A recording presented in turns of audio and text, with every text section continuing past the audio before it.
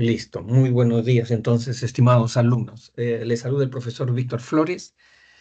En estos momentos vamos a desarrollar la práctica número 15, ¿no? Pero antes vamos a contestar a Melody, que nos está planteando una pregunta que dice, ¿podría explicar sobre los cambios cualitativos y hacer la 2? Ya, ¿no?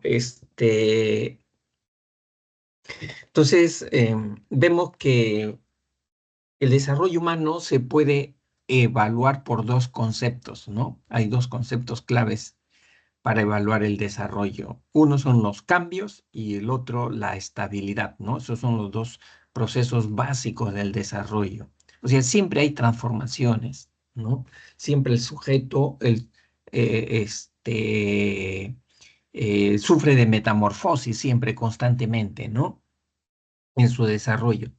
Ahora, esos cambios pueden ser de dos tipos, cuantitativos y cualitativos, ¿no? Los cambios cuantitativos es cuando yo utilizo en la evaluación una unidad de medida, ¿no? O sea, yo digo simplemente, Pepito ahora mide 1,10 m, ¿no? Entonces estoy haciendo una apreciación cuantitativa, ¿no? Pero si yo utilizo, ¿no? Una categoría en la evaluación, ¿no? Ese es un cambio cualitativo. Por ejemplo, si yo digo Pepito ahora es muy alto, ¿no? O Pepito tiene una estatura baja, ¿no? Entonces, esos términos alto, bajo, esos son apreciaciones cualitativas porque estoy utilizando una categoría, ¿no?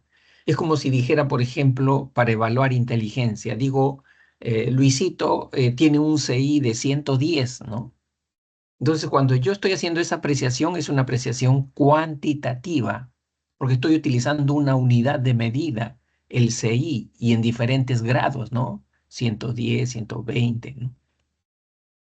En cambio, si yo digo, Luisito es inteligente, o su inteligencia es promedio, o su inteligencia es inferior de Luisito, entonces esos términos inferior, muy inteligente, son apreciaciones cualitativas, ¿no? Entonces ahí está la diferencia. Lo cuantitativo es una apreciación de grado y lo cualitativo es una apreciación de clase, de categoría, ¿no? A eso se refiere. ¿No? O algo así también, ¿no? Antes, Jaimito usaba 50 palabras, ¿no? O sea, ya es una apreciación cuantitativa, ¿no? Y bueno, si ahora ya decimos, ¿no? Eh, eh, Juanito, ¿no? Digamos así, empezó a hablar, ¿no? Empezó a hablar, ¿no? Ya ese es un cambio cualitativo, ¿no? Es una nueva categoría. Antes no tenía, ahora tiene esa característica, ¿no? A eso se refiere. Los cambios, ¿no? Cuantitativos y cualitativos. Ya. Profesor, eso de que dice del cambio cuantitativo es como más como matemática, o sea, con medidas de eso, o no. Sí, sí, utilizas una unidad de medida, ¿no? Efectivamente, utilizas una unidad de medida, ¿no? Este, y las Y unidades los de medida. cualitativos son como adjetivos, se podría decir. Exacto, claro, claro, sí, sí, sí, porque son categorías, ¿no? Ah, ok. Eh, es como cuando, por ejemplo, yo estoy evaluando a un niño capacidad de coordinación motora, ¿no? Capacidad de coordinación motora. Entonces, yo digo, ¿no? Juanito, tiene una edad de coordinación visomotriz de un niño de 3 años, ¿no? Y sin embargo, él tiene 5 años de edad, ¿no? Pero su edad de coordinación motora, visomotriz, es de 3 años, ¿no? Entonces, ahí estoy haciendo una apreciación de carácter cuantitativo, ¿no? Es cuantitativo. Pero si yo dijera, no, Pepito, ya está maduro para el aprendizaje de la lectoescritura, ¿no? Ya está maduro, ¿no? O está inmaduro para el aprendizaje. Entonces, ahí es una apreciación de carácter cualitativo, ¿no? Porque estoy utilizando una categoría. Profesor, ¿y los cambios cuantitativos y cualitativos se encuentran en todas las etapas? Claro, por supuesto. Sí, sí, sí. Sí, o sea, la transformación, el sujeto las, sufre, las experimenta desde que nace hasta que muere, ¿no? Esas transformaciones. Ahora, depende del observador, ¿no? Depende del observador, del evaluador, qué cosa está apreciando, qué cosa está evaluando, ¿no? Y ahí los evaluadores pueden apreciar de manera cuantitativa o de manera cualitativa, ¿no? Se pueden hacer ese tipo de apreciación. ¿Y en qué está la diferencia entre uno y otro? Es que el evaluador, ¿no?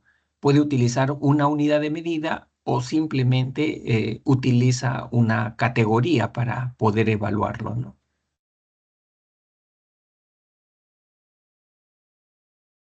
Ya, entonces Claro. la dos, ¿no? Ya. Dice Séneca al contemplar una maqueta de edificios que su padre arquitecto ha elaborado sobre una plataforma, involuntariamente golpea dicha plataforma haciendo caer los edificios al suelo. Presuroso recoge cada uno de los edificios de la maqueta y los coloca como estaban distribuidos antes del accidente. Con respecto a este caso es correcto afirmar lo siguiente, ¿no? Ya, entonces tenemos allí el caso de unos eh, cartoncitos, ¿no? En forma de edificios que Séneca, este niño Séneca, ¿no? Destruyó, o no destruyó, ¿no? Sino tumbó y después los armó nuevamente, ¿no? Dice, la noción de reversibilidad propia de la niñez intermedia está presente en este caso, ¿no? Reversibilidad significa que se tiene la capacidad de pensar secuencialmente, ¿no? Secuencialmente, de manera directa y de manera indirecta, ¿no? Ejemplos de este tipo de pensamientos lo vemos cuando los niños pueden contar de en uno, de dos en dos, ¿no? De uno hasta el 20, ¿no? Y luego descender también, ¿no? Ellos dicen 20, 18, 16, 14, 12, 10, ¿no? O sea, tienen esa capacidad, ¿no? De operar mentalmente, ¿no? En la cabeza van teniendo esa progresión descendente, ¿no? Entonces, a eso Piaget le llamó reversibilidad, ¿no? Y la reversibilidad es una característica del pensamiento lógico concreto, ¿no? Lógico concreto, que se da en niños de 6 a 11 años, ¿no? De 6 a 11 años ya deben tener esta capacidad, ¿no? El niño, ¿no? Este, lo que pasa que acá en la pregunta no está tan clara, ¿no? Que sea reversibilidad, porque no dice que los recoge obedeciendo a una secuencia, ¿no? Porque la reversibilidad es secuencia, secuencia inversa, ¿no? O sea, tiene la capacidad de hacer una secuencia inversa, ¿no? Pero simplemente los recoge y los pone en su sitio, ¿no? Pero ¿cómo los puso en su sitio? ¿Mediante un orden? No dice eso, ¿no? Por eso está un poco, no tan clara el enunciado, ¿no? No es tan si hubiera dicho que los pone en el mismo orden, ¿no? De presentación, ahí sí es reversibilidad, ¿no? Pero el constructor está asumiendo de que esto sí es reversibilidad, ¿no? Pero no es tan claro la reversibilidad, ¿no? La reversibilidad es, este, eh, por ejemplo, saber, ¿no? Que cuando yo voy a comprar, ¿no? Un producto con 10 soles, 20 soles, ¿no? Y ese producto cuesta, digamos, 5 soles, yo ya sé cuánto me van a entregar devuelto, ¿no? ¿No? Yo ya sé cuánto me van a entregar devuelto. ¿Por qué? Porque mi capacidad de pensamiento me permite a mí, ir de manera directa y ir de manera inversa. O sea, puedo sacar cuentas, ¿no? Ese producto, sumado a, a mi vuelto, sumado ese producto, sumado a mi vuelto que me está dando esta señora, ¿no? Es el mismo billete con el que yo le había dado a la señora, ¿no? ¿No? O sea, yo ya tengo esa capacidad de pensar de esa manera, ¿no? De manera directa y de manera inversa, ¿no? Entonces, acá lo están asumiendo como que esto es reversibilidad, ¿no? Porque los puso en su sitio igual como como los había destruido, ¿no? Como estaban antes de ser destruidos, ¿no? ¿No? Pero hay esa atingencia, ¿no? Que falta secuencia, ¿no? La reversibilidad significa secuencia. Es como cuando al niño le dices, a ver, ¿cuáles son los meses del año, ¿no? Y el niño te dice enero, febrero, ¿no? este, y luego te dice, pues, noviembre, diciembre, ¿no? Y tú le dices, ahora dime de manera descendente, ¿no? Y el niño también te dice, ¿no? Diciembre, noviembre, octubre, ¿no? Porque tiene esa capacidad, ¿no? O sea, respeta el orden, respeta la secuencia, ¿no? Entonces, eso es reversible. Bueno, ya. Luego dice, Séneca tiene un razonamiento transductivo, ¿no?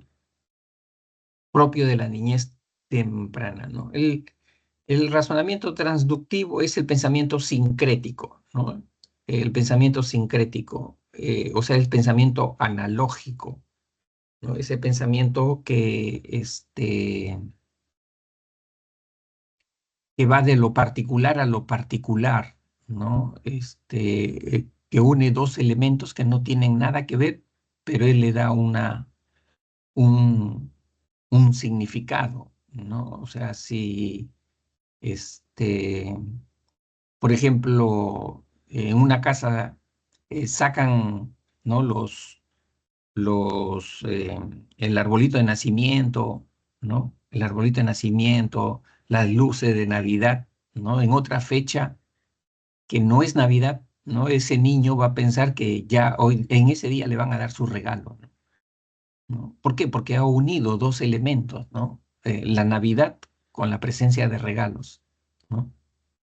O sea, va de lo particular a lo particular, ¿no? Ese sincretismo, a eso se le llama o razonamiento transductivo, ¿no?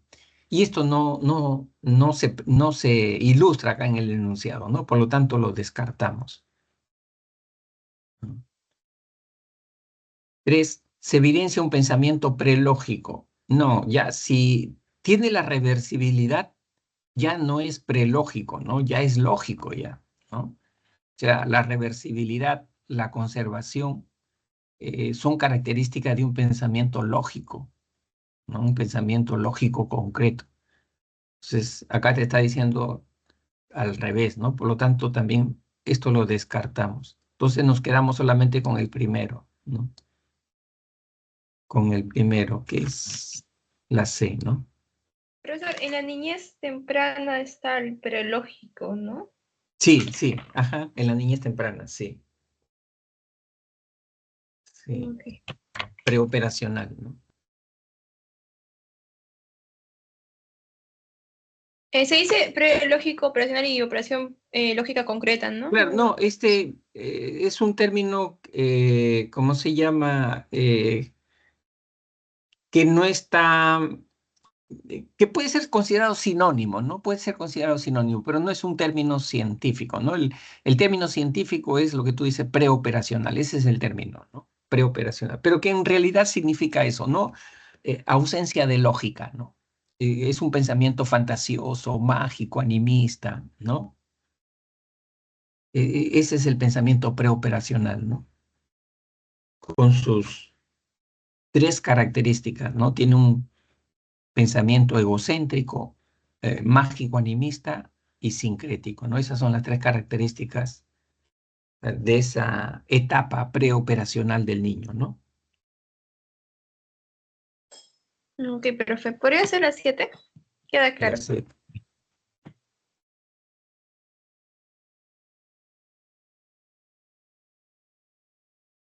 Ya dice, Caleb es un bebé de 18 semanas, ¿no? 18 semanas, o sea, son 4 meses, 2 semanas. ¿no? Sí, 4 meses, 2 semanas.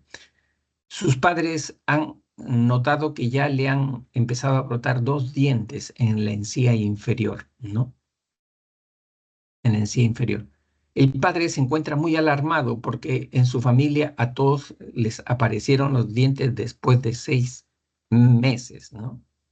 Ya 6 meses a todos. O sea, ya este es un indicador de maduración, ¿no? A esa edad siempre aparecen los dientes, ¿no? La madre le Profesor, en explica que 18 sí, semanas sería 4 meses, 5 meses, más o menos. eh, ¿cuántas Antes, dice? ¿no? ¿Cuántas? ¿Qué dices? 18 semanas dice ahí, o sea, le apareció los dientes Son antes que el cuatro, pan, ¿no? Pues, sí, 4 meses, 4 meses, 2 semanas, ¿no? 4 meses, 2 semanas, en 18 semanas, ¿no? Ya. Pero la edad esperada es a los 6 meses, ¿no? Esa es la edad esperada, o sea, la edad maduracional de la aparición de los dientes, ¿no? Eso es lo que está diciendo acá. En el caso de Caleb se adelantó entonces, ¿no? La madre le explica que debe ser por la estimulación que ella le da con el mordedor de goma. Identifique el valor de verdad de los siguientes enunciados, ¿no? El padre tiene razón, dice. El niño se ha adelantado y este le puede perjudicar, ¿no? Este, em, la maduración significa que hay un rango, ¿no? Hay un rango en donde en esas edades se presenta esa conducta madurativa, ¿no? Por ejemplo, el caminar, el hablar, ¿no? Siempre el rango es entre los 11 y los 13 meses, ¿no?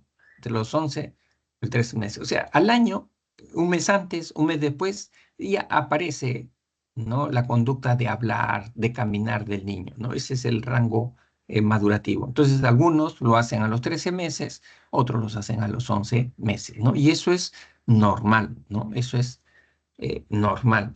Pero si estamos hablando de maduración, la maduración no depende de práctica, de experiencia, ¿no? O sea, no depende de estimulación externa, sino es un reloj interno que tenemos las personas, ¿no? Los sujetos, que hace aparecer esa conducta en ese tiempo, ¿no? Ese es el concepto de maduración, ¿no? profe, eso sería según Piaget o según ¿De qué? Vygotsky. ¿De qué? ¿De Lo que qué? está ahorita está diciendo de los cambios maduracionales, que se da por etapas, sería de Piaget, ¿no? De Piaget, claro, ese de Piaget, sí, sí. Este, ya, entonces el padre tiene razón, dice el niño se ha adelantado y esto le puede. Ya, si se adelanta, ¿cómo le va a perjudicar, no?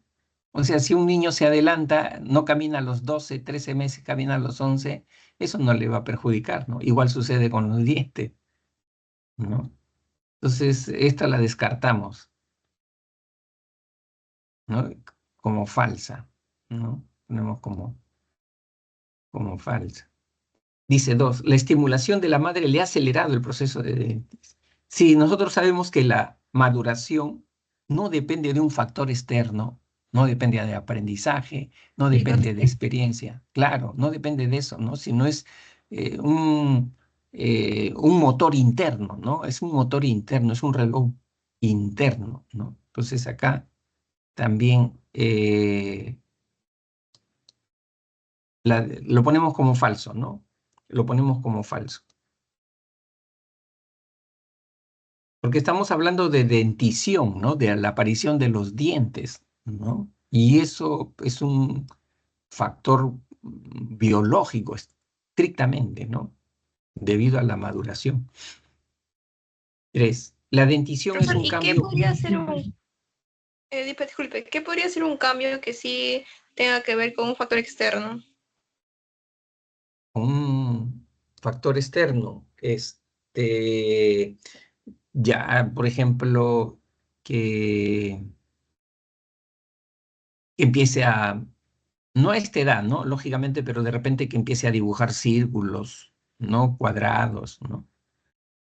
¿No? Entonces ya ahí interviene bastante la enseñanza, ¿no?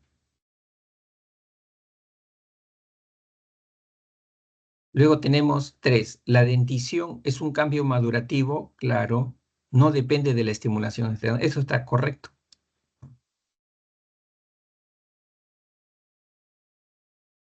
Entonces, esto es verdadero. Y 4. Ambos padres se encuentran equivocados, ¿no? Ambos padres se encuentran equivocados respecto al desarrollo señalado, ¿no? Claro, aunque el papá no está dando una opinión, ¿no? Solamente dice, se encuentra alarmado, ¿no? O sea, en todo caso es injustificable su alarma, ¿no? Nada más, pero no está dando una opinión, ¿no? Acá dice la opinión, ¿no? Ambos padres se encuentran equivocados respecto al desarrollo. Ya. Pero bueno, lo vamos a asumir que ha dado su opinión, ¿no? Porque dice, el padre se encuentra muy alarmado porque su hijo, en su familia, a todo le parecieron los dientes después de 6 meses. ¿No? En el caso de la mamá sí está equivocada, ¿no? Porque la mamá dice, no, se debe al que yo le he dado el mordedor de goma, ¿no? A eso se debe que se ha adelantado, ¿no? Y eso no es un factor causal, ¿no? No es un factor causal. ¿Por qué? Porque es una aparición maduracional lo que está con los dientes, ¿no? Ya, entonces acá lo ponemos como verdadero. Falso, falso, verdadero, verdadero. La C, nos quedamos con la C.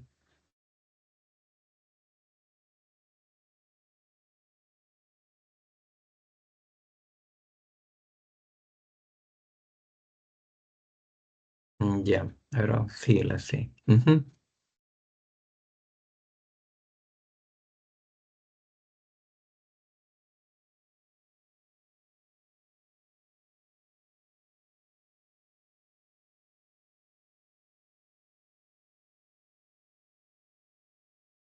Ya, pregunta 1 dice, Zuleika se enteró que estaba embarazada cuando ella tenía 3 meses de gestación. Por dicho motivo no tuvo el control médico necesario durante los primeros meses y su hijo nació con defectos en el tubo neural causado por deficiencia nutricional y de vitamina del complejo B, ¿no? O sea, acá hay un problema externo, ¿no? Que está afectando al feto, ¿no? Al respecto y considerando las variables que influyen en el desarrollo, podemos afirmar que estamos ante un caso que ejemplifica, ¿no? Acá tenemos entonces un problema de mala alimentación, de déficit nutricional durante el embarazo, durante la gestación.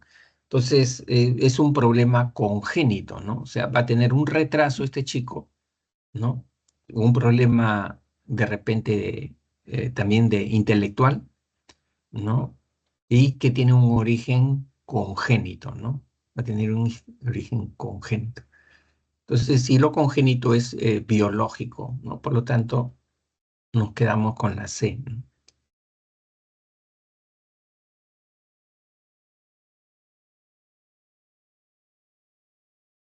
Bien,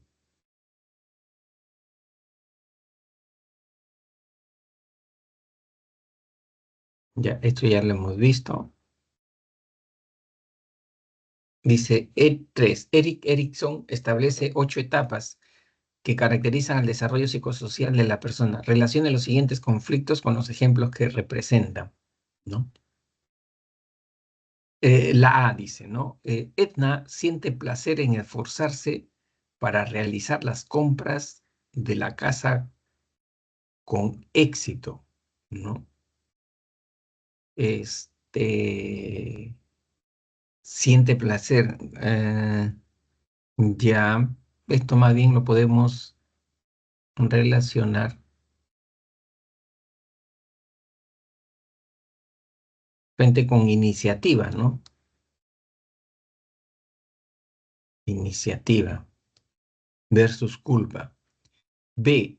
Saraí se siente culpable cuando sus padres la gritan, ¿no?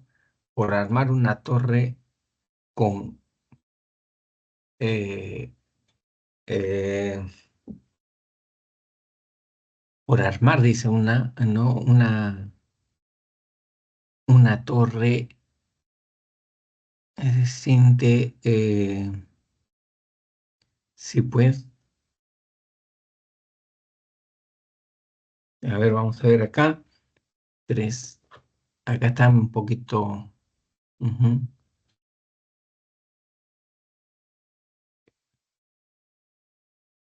ya,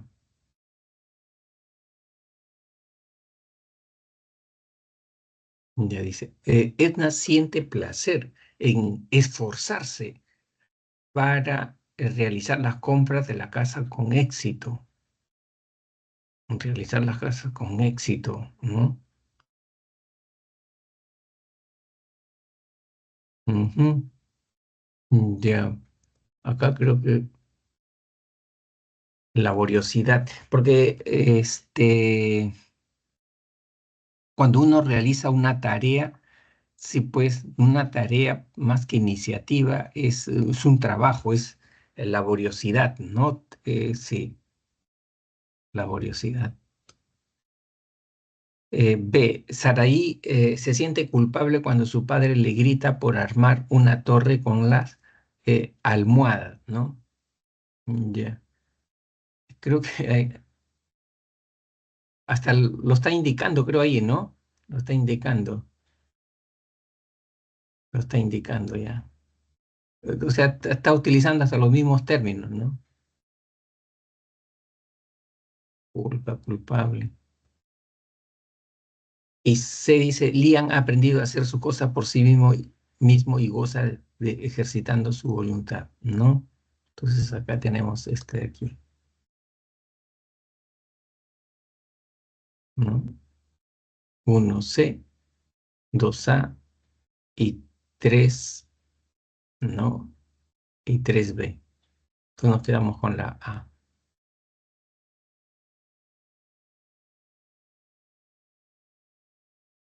Ya. Dice 4. El periodo neonatal es aquel que comprende las primeras semanas de nacimiento. Las 4 primeras semanas es neonatal. O sea, el primer mes, a eso se llama neonatal. Dentro de la etapa del desarrollo denominada infancia. Claro, está dentro de los 0 a 3 años. Con respecto a esta etapa, identifique el valor de verdad, verdadero o falso de las siguientes afirmaciones. 1. El reflejo de succión forma parte de la dimensión física. Claro, porque los reflejos aparecen al nacimiento nomás, desde el nacimiento, ¿no? Desde el nacimiento aparecen los reflejos. Eh, y está dentro de la dimensión física, ¿no? 3. 2. El estadio sensorio-motor, o sea, ese estadio de 0 a 2 años, no forma parte de esta etapa. Mm, claro que sí, ¿no?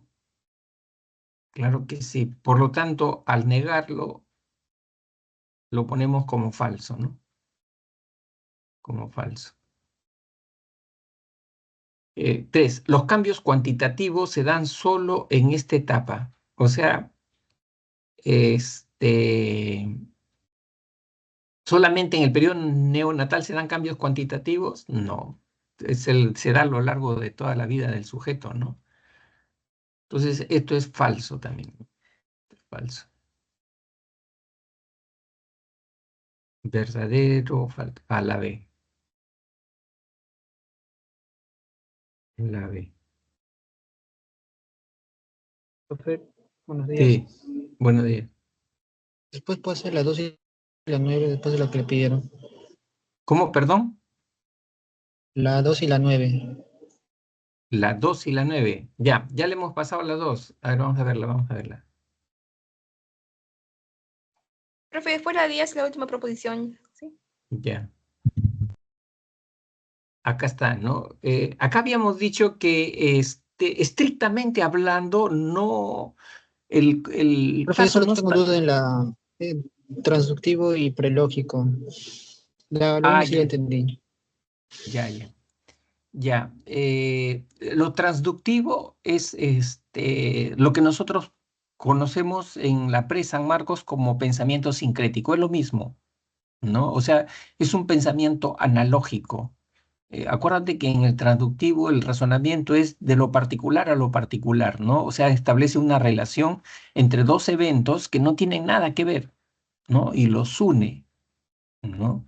Es como ese niño, ¿no? De 4 años que la mamá está embarazada y va a dar a luz, ¿no? Y le dice, hijito, me voy con tu papá al hospital, ¿no? Y al cabo de unos días viene la mamá con el hijo en brazos, con el bebé en brazos, ¿no? Y el niñito lógicamente se alegra, pero en la cabeza de ese niño ha quedado pegado dos eventos, ¿no? ¿Cuál? Cuando la mamá le dice, voy al hospital, ¿no? Y el otro evento, la llegada del hermanito, ¿no? ¿No? O sea, son dos eventos que ya los pegó, ¿no? ¿No? Ida al hospital, traída de él, de un bebito, de un hermanito. Entonces, pasa unos días y la mamá nuevamente tiene que hacer un control de ese bebé y le dice a su hijito, hijito, me voy con tu papá al hospital, ¿no?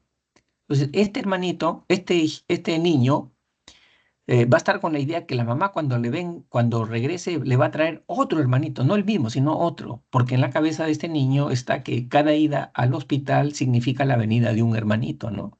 O sea, en su cabeza de este niñito de 4 años no puede realizar operaciones mentales de análisis y síntesis, porque ese niñito es incapaz, ¿no? De analizar y ver que antes la mamá estaba embarazada, estaba gestando, ahora ya no está gestando, ¿no? Entonces ya no va a dar a luz otro bebé, ¿no? O sea, pero en la cabeza de él es imposible que se pueda operar, ¿no? Con operaciones mentales de análisis y síntesis, ¿no? Por eso que su pensamiento de estos niños preoperacionales es como una bola de nieve, ¿no? Es global, es total, ¿no? Entonces, a eso se refiere con razonamiento Profe, en la transductivo, 2, sincrético, ¿sí? profe, pero en la 2 el pensamiento sincrético sí es propio de los niños tempranos. Sí, pero te están diciendo en referencia a esto, pues, ¿no? O sea, este es el marco. Y acá, si ya te están diciendo que esto es reversibilidad, si te dicen que esto es reversibilidad, entonces ese niño ya está en el nivel lógico, ya no está en el nivel prelógico.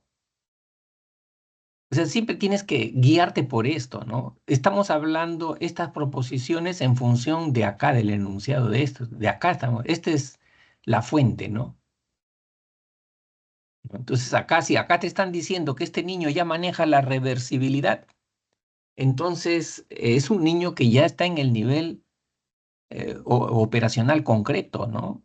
O lógico concreto, de 6 a 11 años, ¿no? Entonces ya no puede estar usando pues un nivel preoperacional, ¿no? Por eso esto lo descartamos. Ya, y acá también, por inferencia, se evidencia un pensamiento prelógico, ¿no? Del caso, estamos hablando del caso, ¿no? Ya, este es un nivel lógico, ya, está usando un nivel lógico. Si es reversible ya su pensamiento, ¿no? Esa es lógica ya. O sea, el pensamiento lógico concreto se caracteriza porque los niñitos ya argumentan, ¿no? Argumentan, ya ven relaciones de causa-efecto, ¿no? Ya categorizan, ¿no? ¿En dónde hay más en mi salón? ¿Hay más hombres o hay más mujeres? No, hay más hombres ahí, ¿no? O sea, ya establecen y comparan conjuntos, ¿no? O sea, eso ya es típico de un pensamiento operacional concreto, ¿no? Y su pensamiento es reversible. Ya.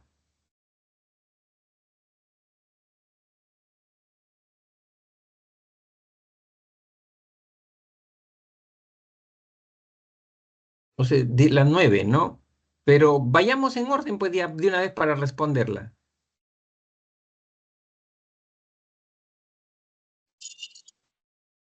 Vayamos ya en orden para dejar ya sentado esto, ¿no? Ya. A ver, rapidito nada más. Gertrudis es una niña de 13 meses que juega alegremente por la sala de su casa cuando en ese mismo ambiente se encuentra la abuelita, de, además de otros familiares. Pero si de pronto la pierde de vista, se muestra inquieta y llora, ¿no? Tomando como referencia la teoría de Erik Erikson, acá está implícito el concepto de apego, ¿no? Hay un apego inseguro acá, ¿no? Y el apego tiene que ver relacionándolo ya con los conceptos de Erickson, con el primer conflicto, ¿no? La confianza. Confianza versus desconfianza, ¿no? Entonces ya, evidentemente, la Gertrudis es una niña caprichosa y engreída, ¿no? Esta es una respuesta muy subjetiva, ¿no? Se trata de una niña introvertida, poco sociable y miedosa, igualmente especulativa, subjetiva, ¿no? La niña no ha superado el primer conflicto, ¿no? ¿Cuál es el primer conflicto? Confianza versus desconfianza. Entonces acá es. ¿No? Eh, ya.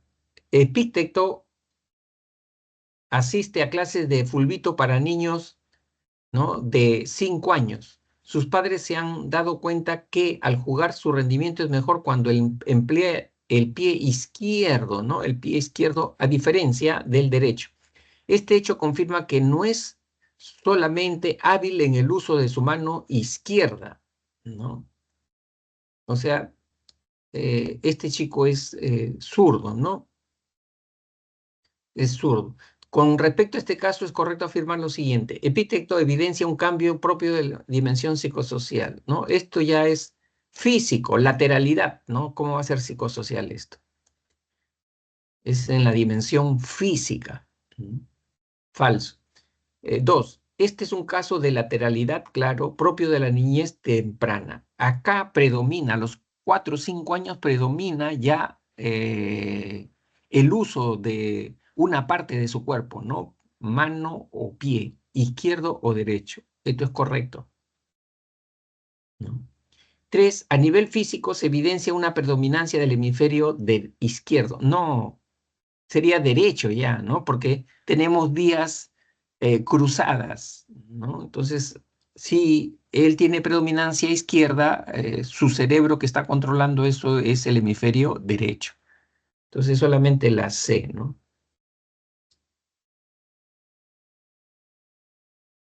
Ya.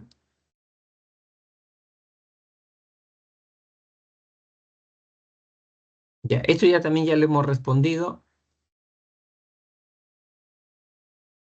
Ya, dice 8. Zenón observa en la pantalla de un celular las fotos que su madre le tomó durante el cumpleaños de un amigo de su escuela. En cada una de las fotos, Zenón se identifica diferenciándose de los otros niños, incluso de otro niño muy parecido a él. De este caso se puede inferir que Zenón manifiesta aquello que denomina, o sea, ya es, esto pues es ¿no? Una característica psicosocial, ¿no? La conciencia de sí mismo, que forma parte de la dimensión psicosocial de la infancia. La respuesta correcta es la C, ¿no? La C. Y acá no hay, está fácil, esta sí está fácil, no hay mayor problema.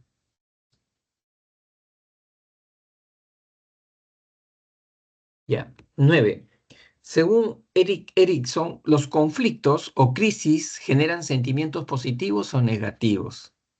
Con respecto a su teoría y tomando en cuenta la dimensión psicosocial, sería correcto afirmar que las crisis de laboriosidad versus inferioridad se evidencia, ya, entonces, ¿en dónde se evidencia? La consolidación del apego seguro, no, eso apego es más en el primer añito, ¿no? En el primer añito. Laboriosidad generalmente es en la niñez intermedia, ¿no? Cuando el niño de 6, 7, 8 años asume tareas, responsabilidades en casa, ¿no? Ya atender su cama, cuidarle al hermanito, comprar, ¿no? Entonces ya ahí eso sí, asume tareas, eso ya es laboriosidad, ¿no? Dos, una relación entre laboriosidad y autoestima alta. Efectivamente, ¿no? Eh, este conflicto tiene que ver, ¿no? Con una buena o mala autoestima, ¿no? Ahí se va formando la buena o la mala autoestima, ¿no? Es decir, cuando el niño se siente útil, ¿no? Cuando el niño se siente productivo, ¿no? Y cuando hace bien sus cosas, ¿no? Todo lo que le encargan, ¿no? Ya, 3. Un conflicto irresoluble en la niñez temprana, ¿no? No, estamos diciendo que la laboriosidad de este conflicto, según Erickson, se da a un niño de partir de los 6 años, ¿no? Ya eso no es niñez temprana, pues, ¿no?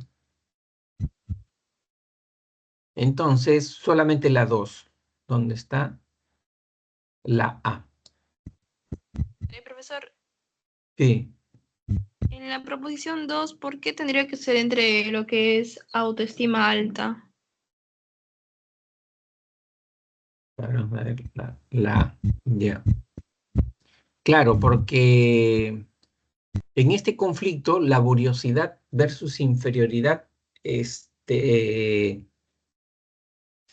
em, según Erickson, ¿no? El niño tiene que asumir un nivel de responsabilidad dentro de la casa, de acuerdo a su edad, pero un nivel de responsabilidad, ¿no? Un nivel de tarea dentro de la casa. Y eso lo hace sentir bien consigo mismo, ¿no? Lo hace sentir útil, que tiene un valor, ¿no? Y eso está directamente relacionado con la autoestima, ¿no? Entonces, si acá vemos que los conflictos de las personas, según Erickson, los conflictos se mueven entre dos polos, ¿no? Entre dos, por eso que hace el término versus, ¿no? Entre dos polos, ¿no? Eh, Laboriosidad por un lado, ¿no? Inferioridad por otro lado, ¿no? Si este conflicto está asociado a autoestima, esto está asociado a autoestima, confianza, desconfianza, está asociado a apego, ¿no? Esos son las características psicológicas que se desarrollan en estas etapas, ¿no? Esas son las, según Erickson, ¿no? Entonces acá vamos a tener autoestima alta,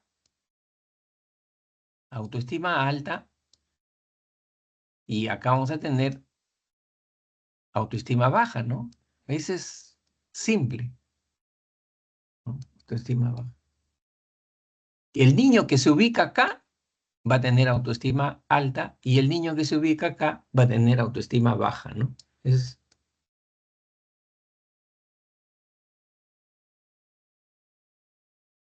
ya, si me decía relación entre inferioridad y autoestima baja, también es cierto, también sería cierto. Ajá, claro. Profe, Sí. no debería ser laboriosidad versus autoestima baja. Perdón, no te escucho porque hay un eco. ¿Qué cosa? No debería ser laboriosidad versus autoestima baja. Están entre dos polos. No, es que te está diciendo una relación. Ya te está diciendo la relación, ¿no? Entre laboriosidad y autoestima baja, esta relación, ¿no? O esta también, ¿no? Y eso es cierto. O sea, no se puede decir, ¿no? La relación entre, si dice la relación entre laboriosidad y autoestima baja, ¿no? Entonces ahí sí sería falso, ¿no? O sea, cuando el niño se siente útil, se siente valorado, ¿no? Entonces eso evidentemente tiene que ver con una autoestima alta, ¿no? En el niño se está generando una autoestima alta, ¿no? Acuérdate que Profe, sí, y la 1, ¿por qué no era y la 3 también? Apego seguro. la uno dice, no, porque acuérdate que tienen que revisar esto entonces, porque se están confundiendo, ¿no? ¿Dónde está?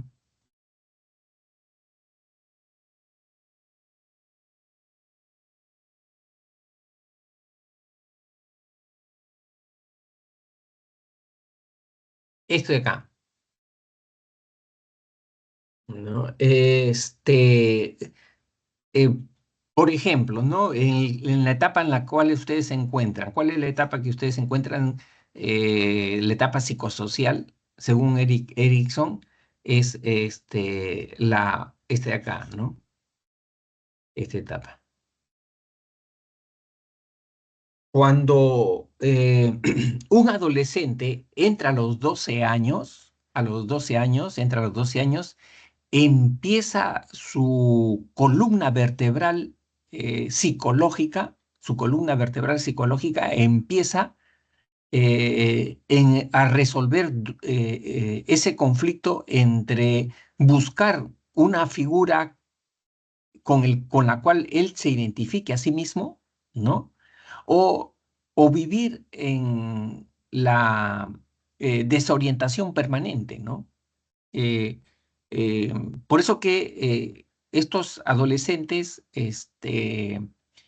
uno va a ver que cuando llegue a los 20 años, ya él ya sepa qué cosa quiere de la vida, ¿no? Ya escoja su carrera, su profesión, ¿no? ¿Por qué? Porque se reconoce así como una persona con un perfil, con una aptitud ya, ¿no? Se reconoce así, ¿no? Entonces, esa persona llega a los 20 años madura, ¿no? Habiendo encontrado su yo, ha encontrado su yo. Pero si esa persona o ese adolescente, ¿no? No sabe qué estudiar, ¿no? O estudia algo, después lo deja, ¿no? Entonces va a estar en el otro polo, ¿no? En el otro polo, ¿no? De la desorientación permanente. Entonces va a ser un adolescente inmaduro, ¿no? Inmaduro. ¿No? Eso es lo que dice este autor, ¿no? Que en cada etapa las personas tenemos que resolver un conflicto, ¿no? Una crisis, ¿no? Y eso nos va a dar madurez o inmadurez psicológica, ¿no? Entonces, los niñitos acá también igual, ¿no? O sea, los niñitos eh, en esta etapa, ¿no? En el primer añito, tienen que resolver este conflicto de confianza versus desconfianza, ¿no? Y esto está relacionado a que si han desarrollado un buen apego o no han desarrollado un buen apego, ¿no? Si no han desarrollado un buen apego, van a ser niños inmaduros también, pese a que pueden tener un año, inmaduros para su edad, ¿no? Infantiles. No, no llamamos infantiles, ¿no? Pero sí van a tener problemas, ¿no? Emocionales.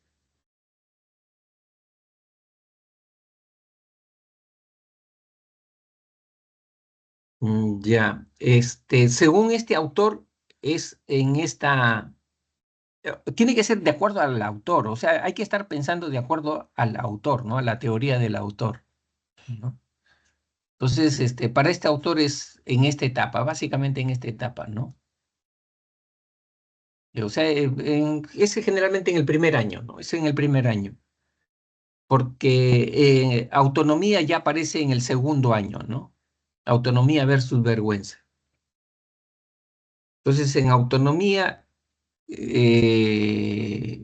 ¿cómo se desarrolla la autonomía? Dejando que el niño se desplace, ¿no? Por los ambientes, ¿no? Recuerden que en esta etapa los niños ya empiezan a caminar, ¿no? En esta etapa los niños ya comienzan a tener el control de sus esfínteres, ¿no? Uretral, anal, ¿no? Entonces, eso es lo que va a generar, ¿no? Autonomía en el niño o si la mamá es muy dura, muy represiva, vergüenza, ¿no? Porque te orinaste, ¿no? Porque ensuciaste los pañales, en fin, todo eso, ¿no? Ya, entonces ahí está.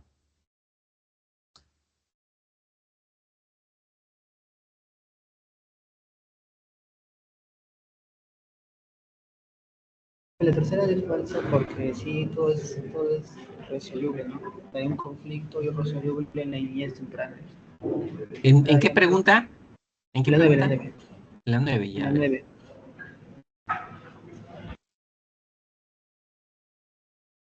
Ya, acá, ¿qué dice?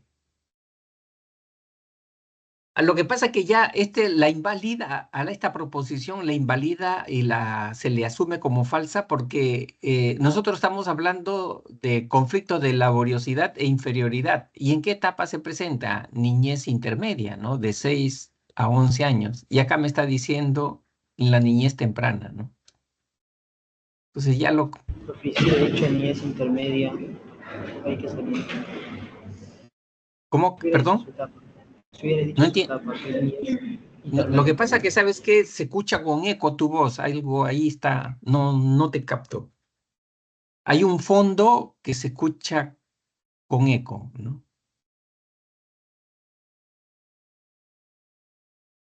Profe, Sí. siempre que si en vez de niñez temprana dijera niñez intermedia, sí sería verdadero. Ah, ya.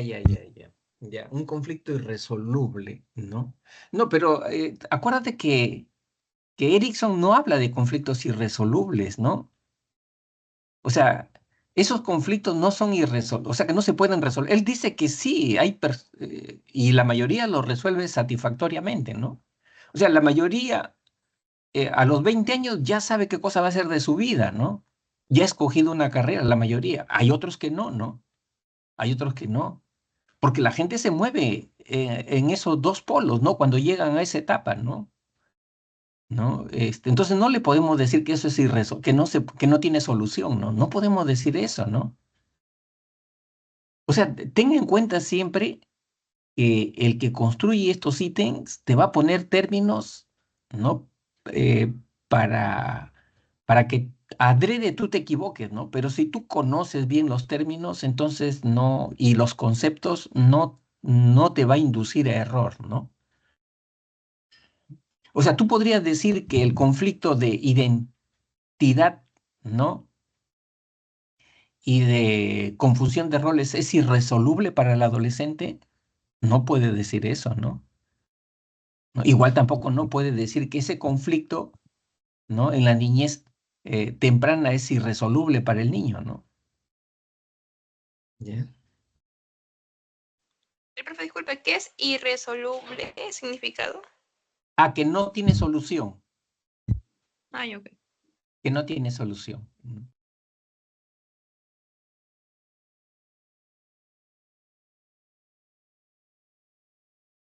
Ya, creo que la faltaba la 10, me parece que la 10 faltaba. Ya, sí, la 10 faltaba.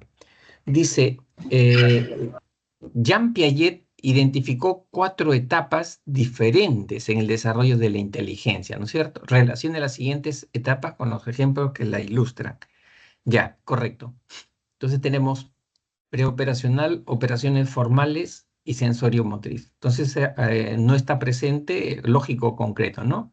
Ya, dice A. Prisca ha aprendido a apartar los obstáculos para alcanzar su almohada preferida. Obstáculos, ¿no? Para alcanzar su... ¿No? Ya, esto ya es evidente. Permanencia del objeto, ¿no? O sea, sabe que está allí, ¿no? Y porque sabe que está allí, hace a un lado todo aquello que lo tapa, que lo oculta o que le impide acercarse, ¿no? Entonces ya es sensorio motriz esto, ¿no? B. Jonás se coloca la toalla en la espalda y se convence que tiene superpoderes. Ya. Ese pensamiento mágico animista, ¿no? O sea, el niño en esta etapa no diferencia la realidad de la fantasía, ¿no? Entonces, ese ya es preoperacional, ¿no? Preoperacional. Mágico animista. En lo que es sensomotriz era conocer tocándole y sintiendo las cosas. Claro, Y claro. es con lo que Pero, nos da esa oración ahí. claro, lo que pasa es que en el sensorio motriz para Piaget tiene estas características, ¿no? Ahí se presenta la permanencia del objeto, o sea, cuando el niño tiene huella, memoria, ¿no? Y ahí se presenta también la imitación diferida, ¿no? ¿No? Cuando el niño copia conductas de modelos, ¿no? Entonces, eh, y en la última etapa, creo que ya a los 18 meses, ¿no? 18, 20 meses, ya un poco empieza el juego simbólico, ¿no? Juego simbólico empieza ya en el niño, ¿no? Ahí cuando el niño, por ejemplo, no quiere tomar la sopa y la mamá le dice, no, este es un avioncito, ¿no? A la cuchara, un avioncito que se va a meter a su cuevita, ¿no? Entonces el niño ya se emociona con eso, ¿no?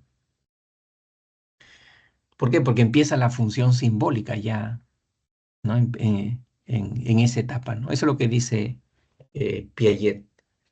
Entonces,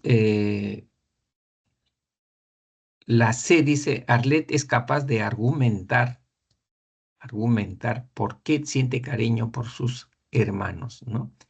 Ya, esto es típico del pensamiento, ¿no?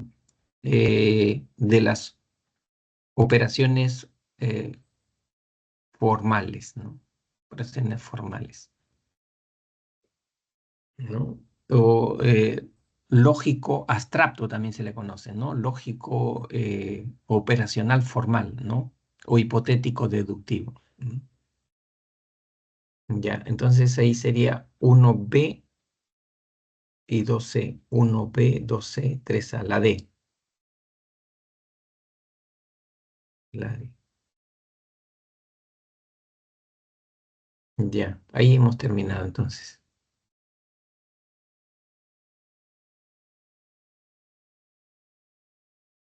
Profesor, yo le hice una pregunta por el chat sobre Erickson y Watson.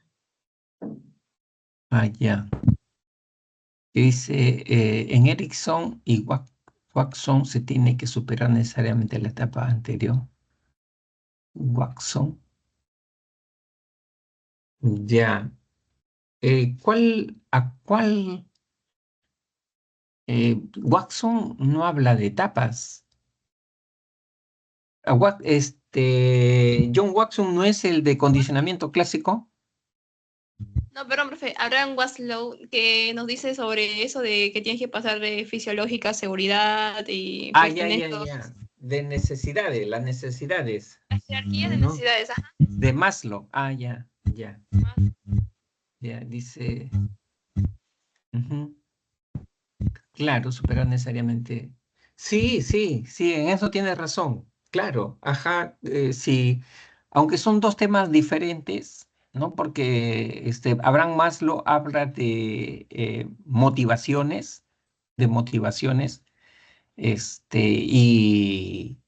y Piaget está hablando, ¿no? De evolución cognitiva, ¿no? Evolución cognitiva. Pero sí tienen el mismo argumento, ¿no? Que no se puede experimentar una etapa superior si previamente no se ha superado una etapa inferior, ¿no? O sea, no se puede estar en el cuarto escalón de una escalera, ¿no? Si antes uno no ha pasado por el primero y el segundo escalón, ¿no? Eso es imposible, ¿no? Entonces, si ellos tienen este concepto, ¿no? De que el desarrollo es gradual, ¿no? Gradual y em, necesario, ¿no? En cada una de estas etapas.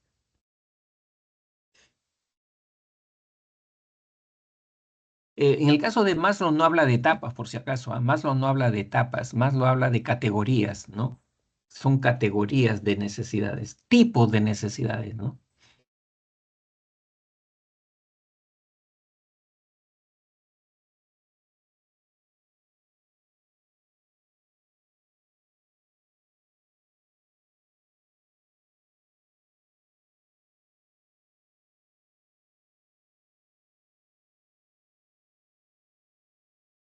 Profesor, buenos días.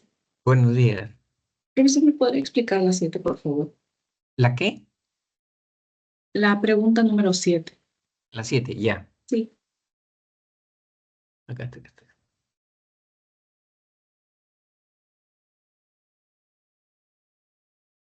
Ya, dice la 7, dice, Caleb es un bebé de 18 semanas. Nosotros estamos asumiendo que tiene 4 meses, 2 semanas, ¿no? 4 meses, 2 semanas.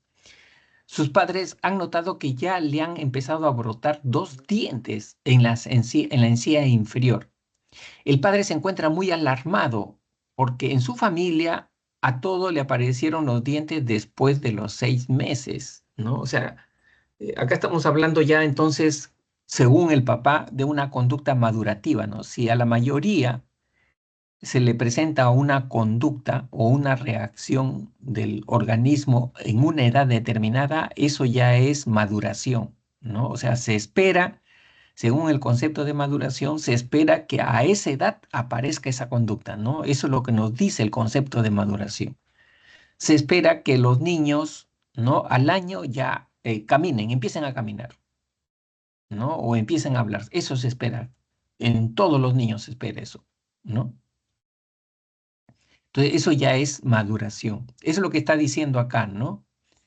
La madre le explica que debe ser por la estimulación que ella le da con el mordedor de goma. Entonces, pero nosotros tenemos que saber que la maduración es una conducta que es un resorte interno, biológico, dentro del sujeto, ¿no? Y que ese resorte no se dispara por una fuerza mecánica externa, ¿no? Sino es algo interno, ¿no? Es el organismo, las sustancias del organismo, los genes del organismo, lo que lo hacen disparar, ¿no? Eso es lo que es maduración. Pero no es porque se le enseña, porque se le estimula, porque se le fuerza de manera externa. No, no, no, eso no es maduración, ¿no? Eso no es maduración. Entonces acá la mamá no está dando otra opinión, ¿no? Está dando otra opinión. Y entonces con esas ideas que ya tenemos sobre el enunciado pasamos a responder, ¿no? Dice, uno, el padre tiene razón, el niño se ha adelantado y eso le puede perjudicar. Si se ha adelantado, porque la conducta madurativa siempre tiene un rango, hay un rango, ¿no? En toda conducta madurativa, ¿no? Por ejemplo, el hecho de caminar, si bien es cierto, deben caminar al año, pero el rango es 11 meses y 13 meses, ¿no? O sea, cualquier niño, y es normal que pueda empezar a caminar a los 11 meses, es normal, o que pueda caminar a los 13 meses, porque está dentro del rango madurativo, ¿no? Entonces, el hecho que se haya adelantado, ¿no? Y que está dentro del rango no significa que eso sea perjudicial o anormal, ¿no? ¿No? Entonces el papá no debe de preocuparse, ¿no? Porque es una preocupación injustificada, ¿no? Y menos que eso le pueda perjudicar, ¿no? O sea, que un niño comience a caminar a los 11 meses, me tengo que alarmar, me tengo que preocupar, y eso le va a dañar. No.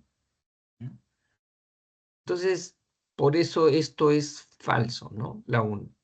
Dos, la, la estimulación de la madre ha acelerado el proceso normal de... No, o sea, eso es ir en contra del concepto de maduración, ¿no?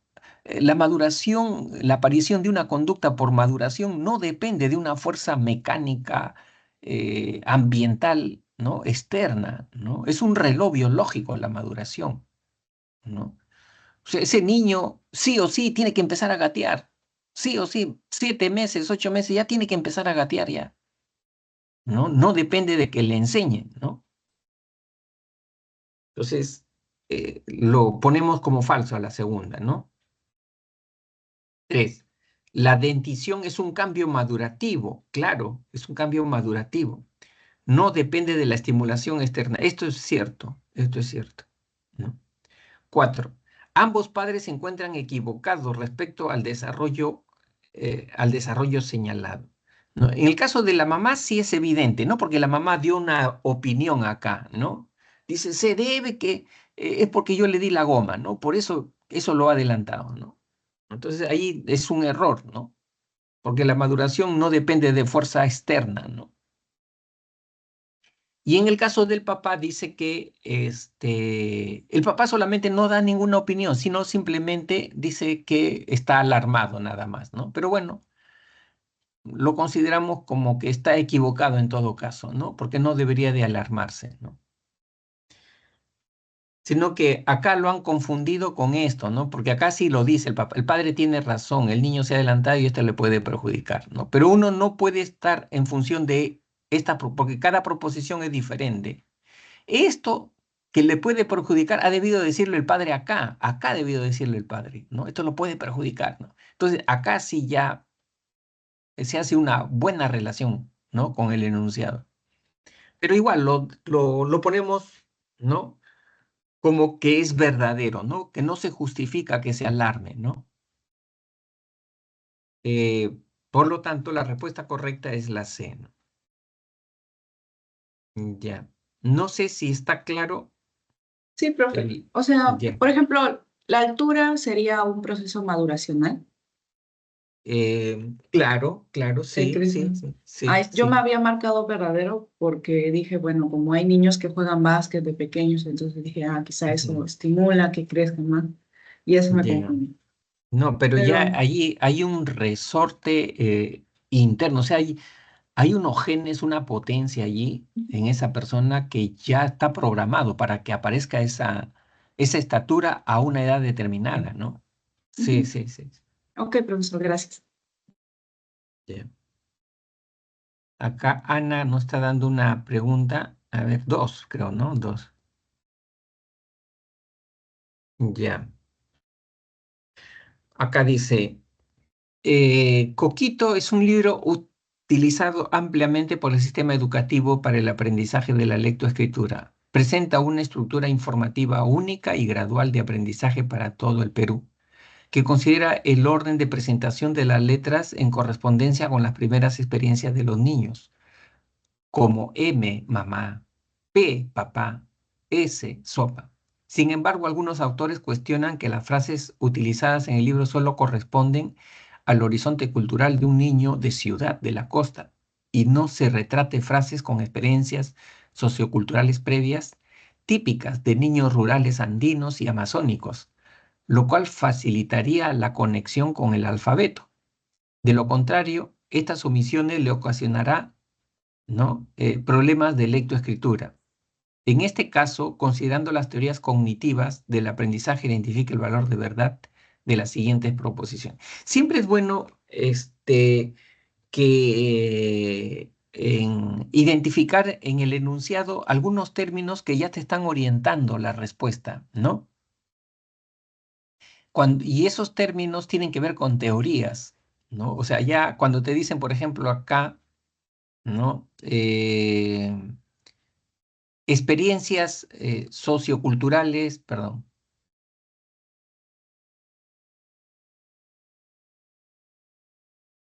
experiencias socioculturales previas, ¿no?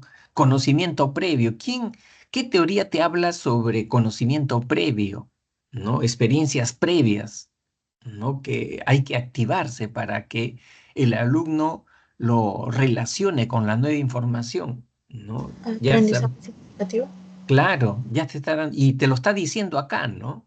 En el mismo enunciado, ¿no? O sea, este, eh, en este libro Coquito, que si bien es cierto, es un buen libro, pero para niños de la costa, ciudades de la costa, porque ahí vienen experiencias retratadas de esos niños, ¿no? Experiencias culturales de esos niños allí, ¿no?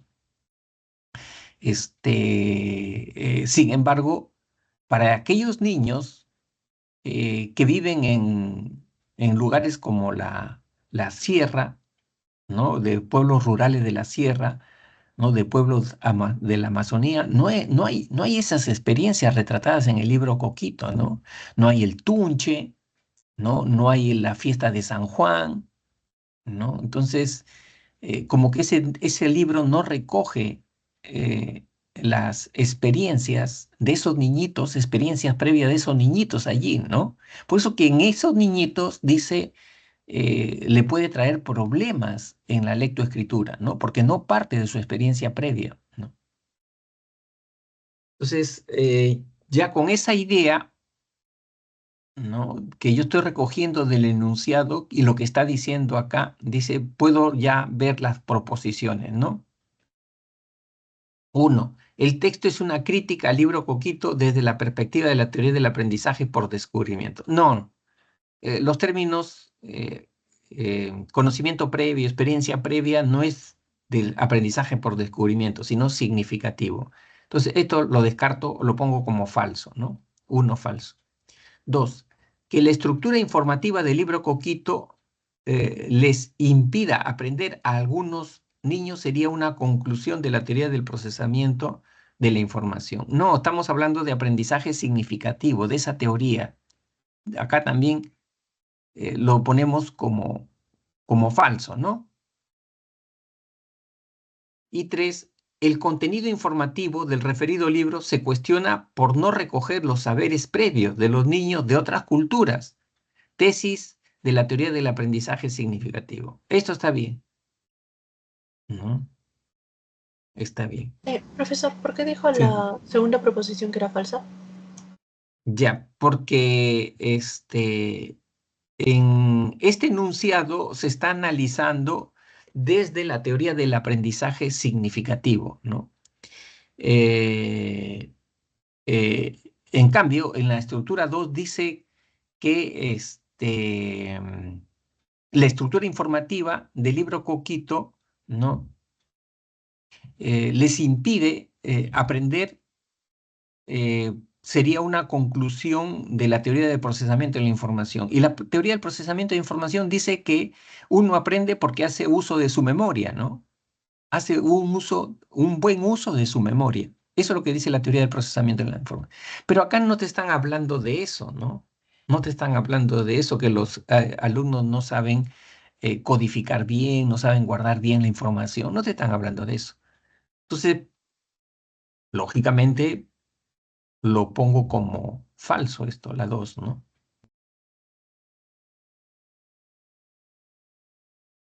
O sea, la idea es que el alumno de la pre tenga el concepto de las teorías, tenga el concepto, ¿no? Y lo pueda aplicar, ¿no? O le permita interpretar con ese concepto que ya lo sabe, o casos diferentes casos, diferentes situaciones, ¿no? Diferentes ejemplos, diferentes fenómenos sociales, ¿no? Acá nos están planteando un fenómeno, ¿no? Que este libro Coquito, por ejemplo, es un libro muy difundido, ¿no? Muy querido en el Perú, ¿no? Y que se ha utilizado a través de generaciones para el aprendizaje de la lectoescritura, ¿no? Pero está señalando un problema, ¿no? Con respecto ya a otro segmento de niños, ¿no? Los niños de la sierra rural, de la selva también, ¿no? Entonces, con esos niños sí se puede presentar problemas, dicen, ¿no? Porque en ese libro no recoge experiencias, información cultural de esos niños de la sierra ni de la selva, ¿no? No recoge esa. A eso se refiere. Entonces, acá sería la respuesta correcta. Ujú. Falso, falso, verdadero, ¿no? Falso, falso.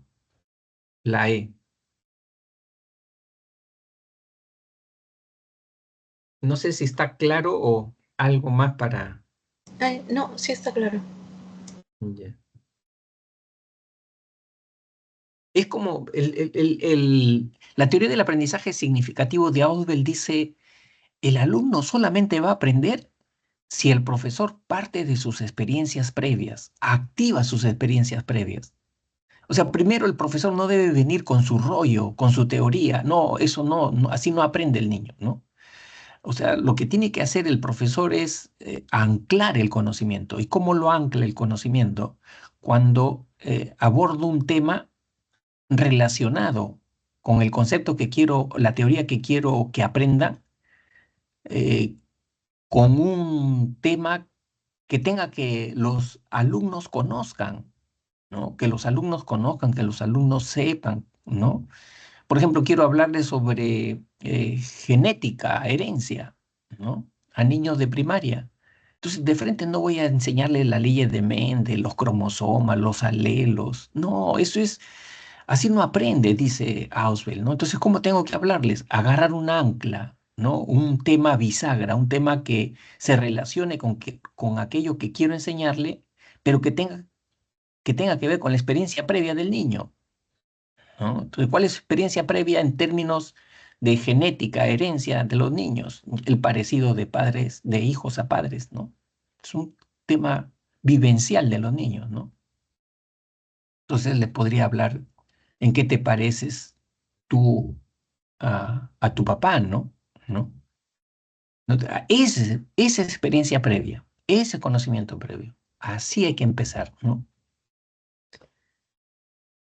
Profesor, había Sí, leído, creo que el aprendizaje por descubrimiento era usar un método inductivo, creo que sí. sí, sí, sí. Y en cambio, el significativo dice que se puede usar ambos, tanto inductivo como deductivo. Ajá, sí. El aprendizaje por descubrimiento de Jerome Brunner, él dice que para aprender hay que conducir al niño o al alumno eh, en un camino de lo particular a lo general, ¿no? Ese es el razonamiento inductivo. Por eso que él le da mucha importancia, ¿no? A la experiencia, a los ejemplos, ¿no? O sea, en vez de enseñarle sobre socialización, el concepto de socialización, entonces enviarlo a que investigue casos de mala socialización, casos de buena socialización, ¿no? Que investigue esos fenómenos, ¿no? Y, por ejemplo, que investigue el caso de los niños abandonados en hogares, en albergues, ¿no? El caso de jóvenes que participan en pandillas, ¿no? Entonces, que parta de lo particular, ¿no? Y solito cuando investiga allí qué pasó en esos hogares, por qué llegaron a ese estado, cuál fue la responsabilidad de los padres, después cuál fue la responsabilidad del colegio, ¿no? Él solito dice, el mismo alumno solito va a llegar al concepto. Ya no necesita que el profesor le diga el concepto, ¿no? Él solito, el mismo alumno va a decir qué cosa es socialización, ¿no? ¿No? Entonces, el alumno descubre el concepto, ¿no? El alumno descubre la teoría, ¿no? Pero a través de casos concretos, ¿no? Casos concretos. Esa es la teoría del aprendizaje por descubrimiento.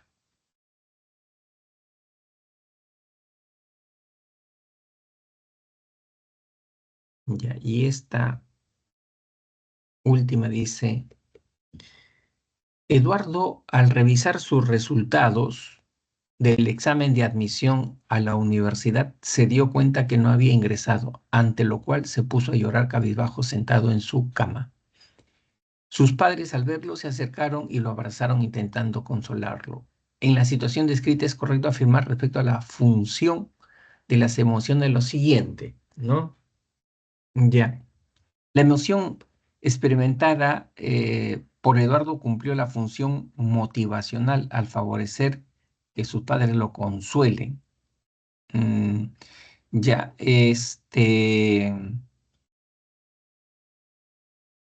al favorecer que sus padres lo consuelen.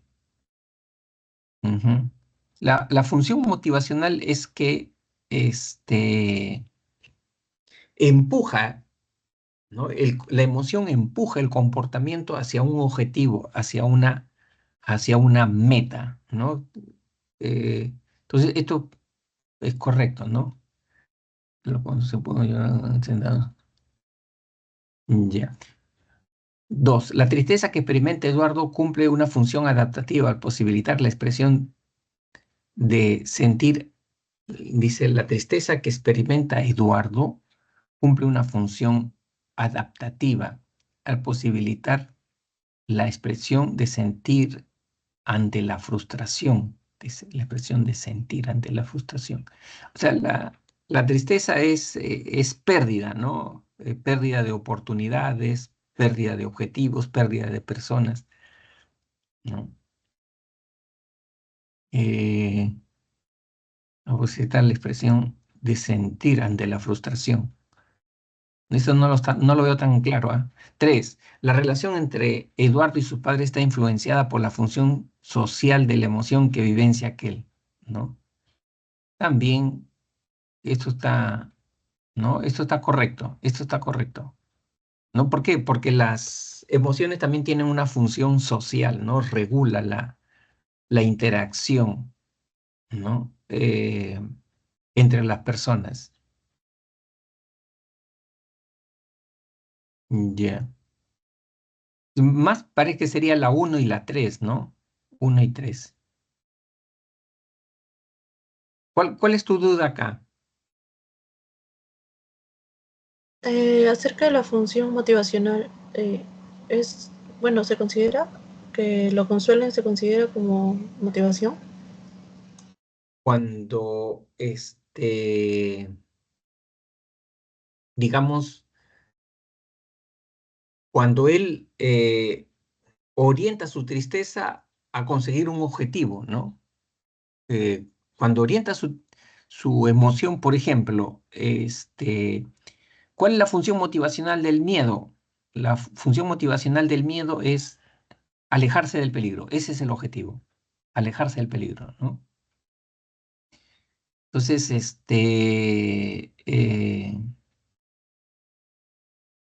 em, ¿cuál es la función motivacional? ¿Hacia dónde se apunta la, la cólera? ¿No? La cólera apunta a eh,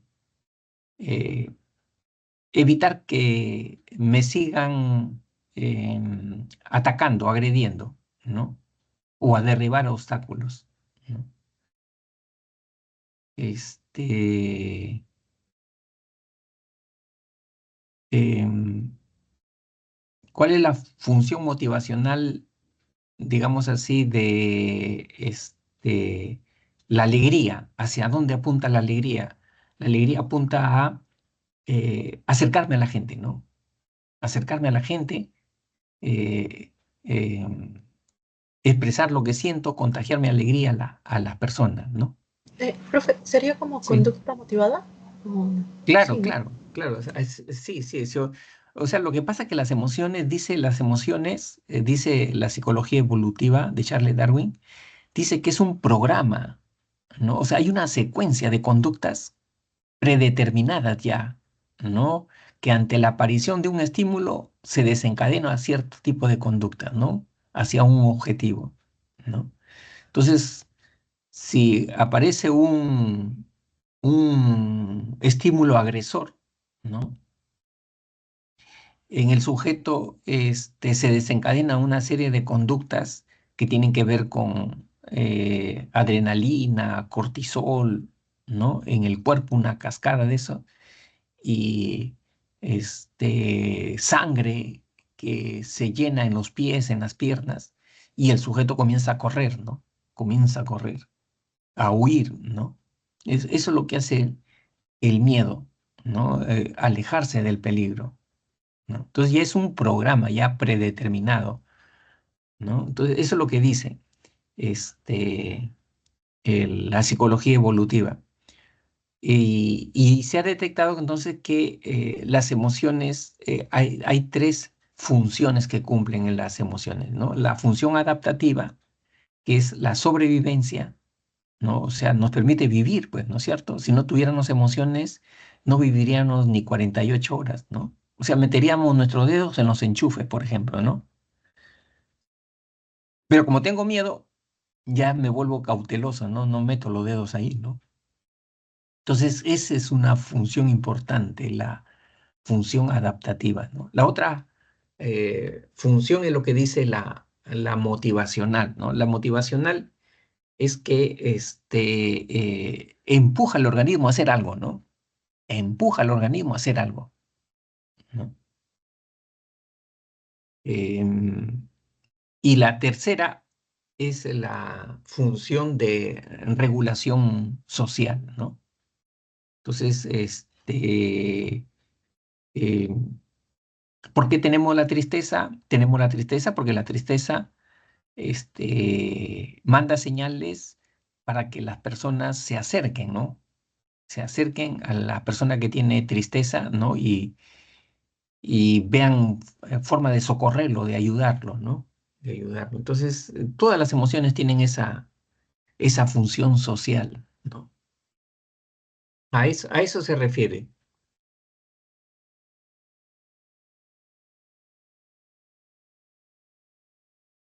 Profesor, envié una captura más, no sé si podría ayudarme. A ver.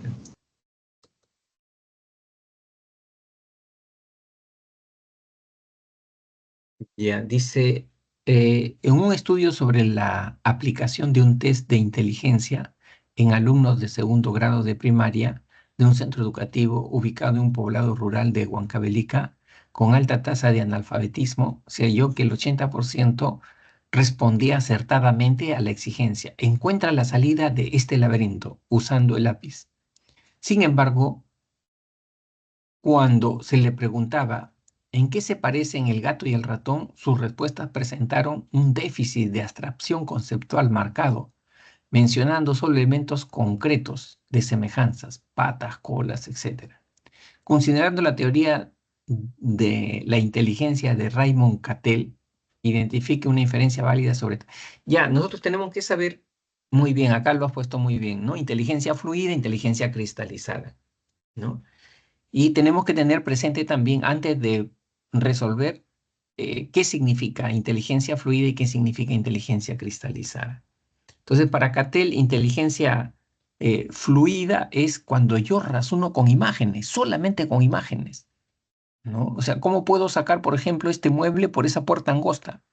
De manera vertical, esquinada, ¿cómo lo puedo sacar, no? Y estoy rotando esa imagen en mi cabeza, ¿no?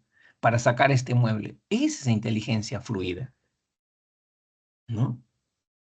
En cambio, la inteligencia cristalizada es cuando yo razono con información, con datos, ¿no? Con conocimientos. A ver, resuélveme este problema de geometría, ¿no? O resuélveme este problema de álgebra, este problema de ecuaciones, ¿no?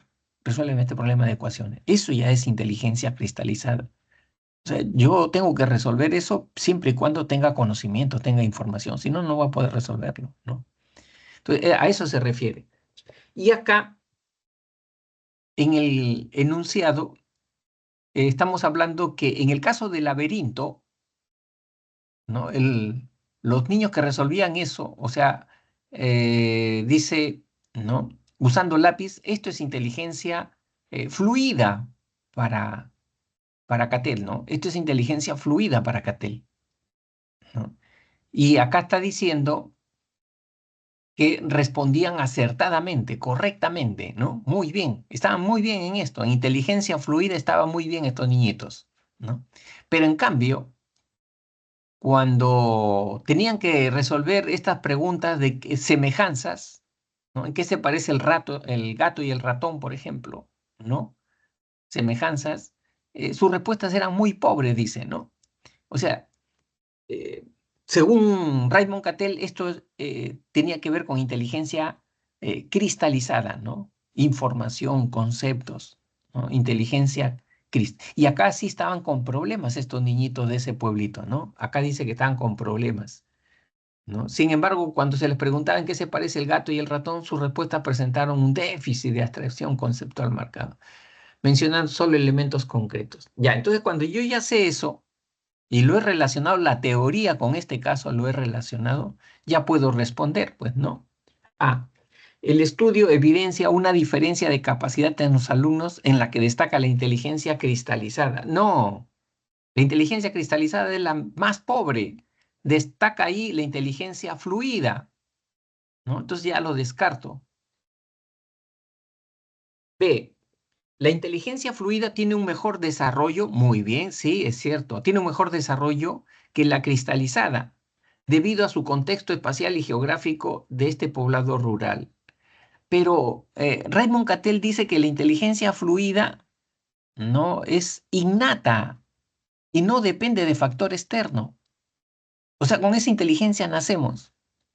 La inteligencia fluida, nacemos con esa inteligencia y es el que nos da nuestro potencial, hasta dónde podemos llegar, ¿no?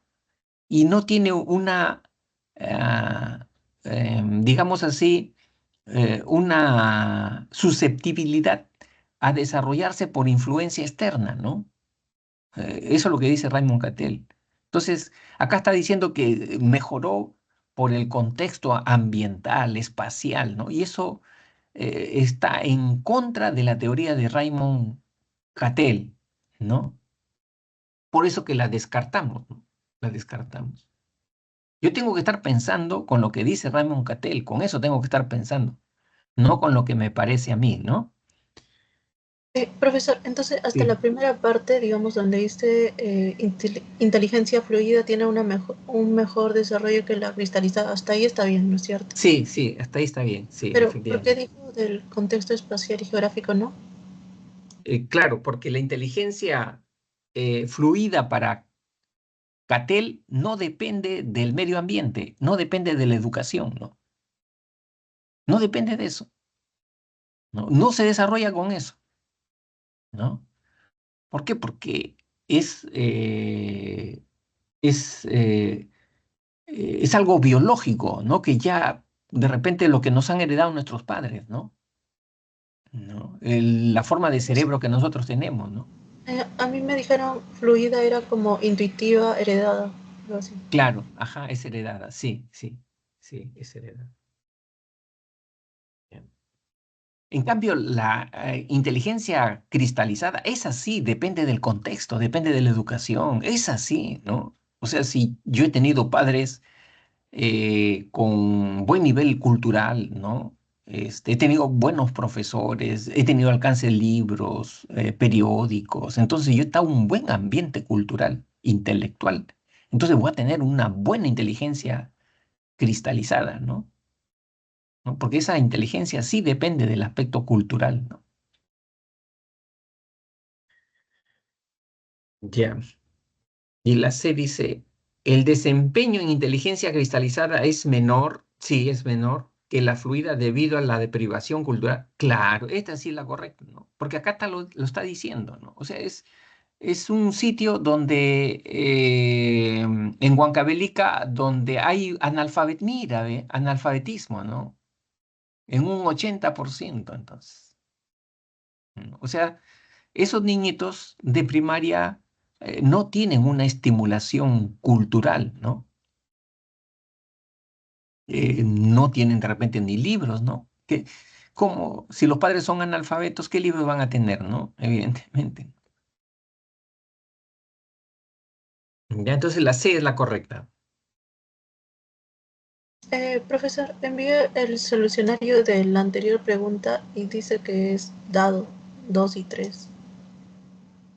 A ver.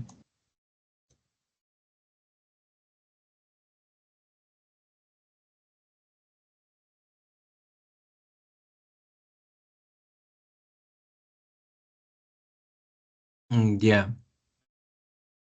Pero acuérdate que la función adaptativa es una función que permite,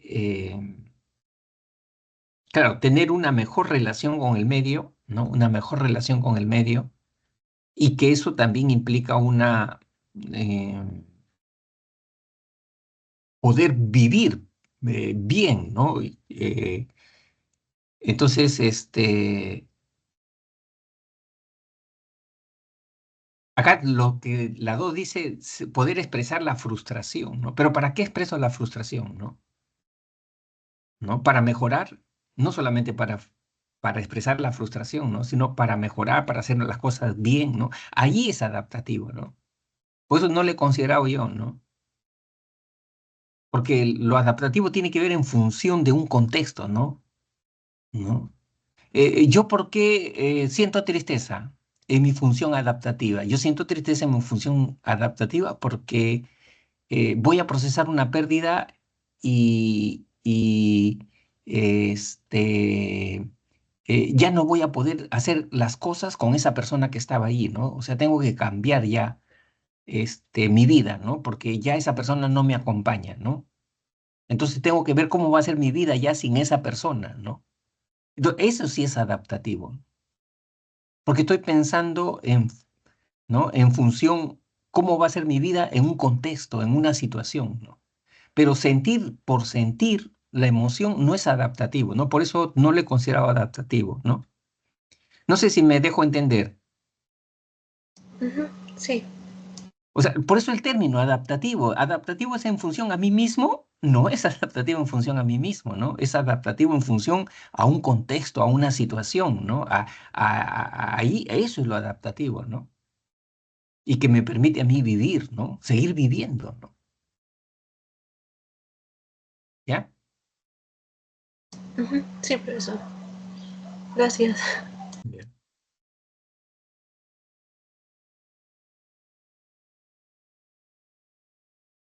Ya, ya, Ana. Gracias por participar.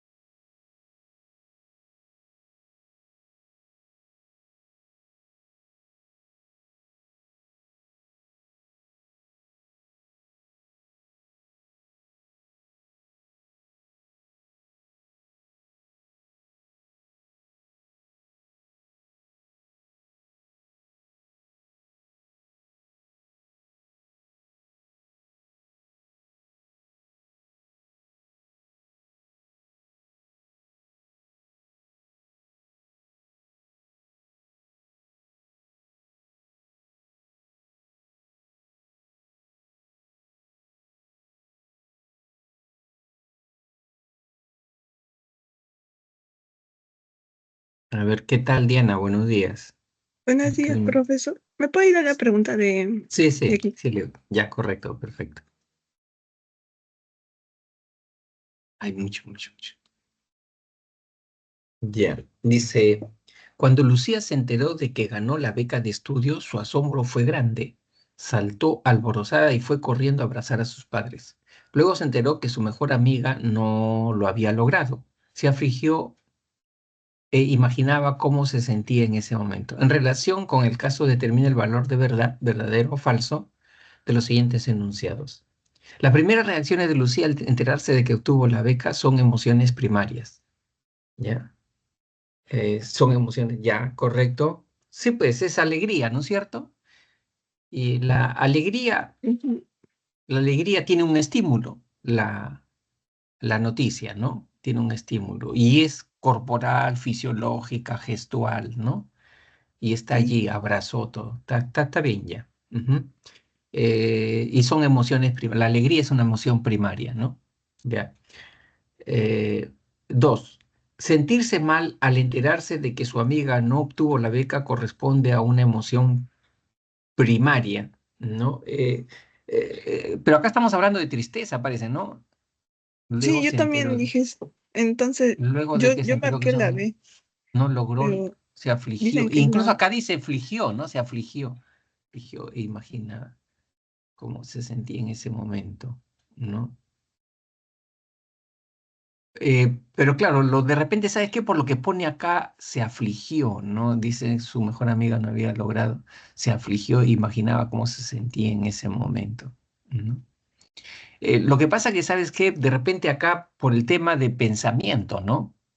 O sea, ya no es estrictamente una emoción, ¿no? Porque tiene un componente cognitivo muy fuerte, ¿no? Se afligió, dice, ¿no? Y cuando yo comparo, contrasto, ¿no? Ya no es tanto algo primario, ¿no? Entonces ya es un sentimiento, estamos hablando de un sentimiento, no tanto de una emoción, ¿no? Entonces por Ah, eso, claro, sería más entonces, un sentimiento porque ya lo procesé, o sea, exacto, exacto. Es como cuando yo comienzo, ¿no? A pensar sobre la pérdida de un familiar, ¿no? que acaba de fallecer o ya falleció y que ya no voy a estar junto con él para, por decir, ¿no? Mi fiesta de graduación, ¿no? Mis 15 años, ¿no? Entonces ahí sí ya, eso no es emoción, pues, ¿no? Ese ya es un sentimiento, nostalgia, melancolía, ¿no? Entonces, claro, por eso lo he puesto acá, se afligió, ¿no? Sentirse mal al enterarse de que su amiga nocturna le corresponde a una emoción primaria, ¿no? Ya sería en todo caso secundaria, ¿no? O sea, la aflicción, la melancolía, la nostalgia son secundarias ya, ¿no? Son emociones secundarias. Ya, ya. Profesor, Tres. Sí, una duda antes. Había una pregunta que vino, no me acuerdo, creo que en el tercer examen, y aparecía de que el enojo era una emoción secundaria. ya. Claro, esa pregunta tuvo muchos problemas, ¿no? Porque daba doble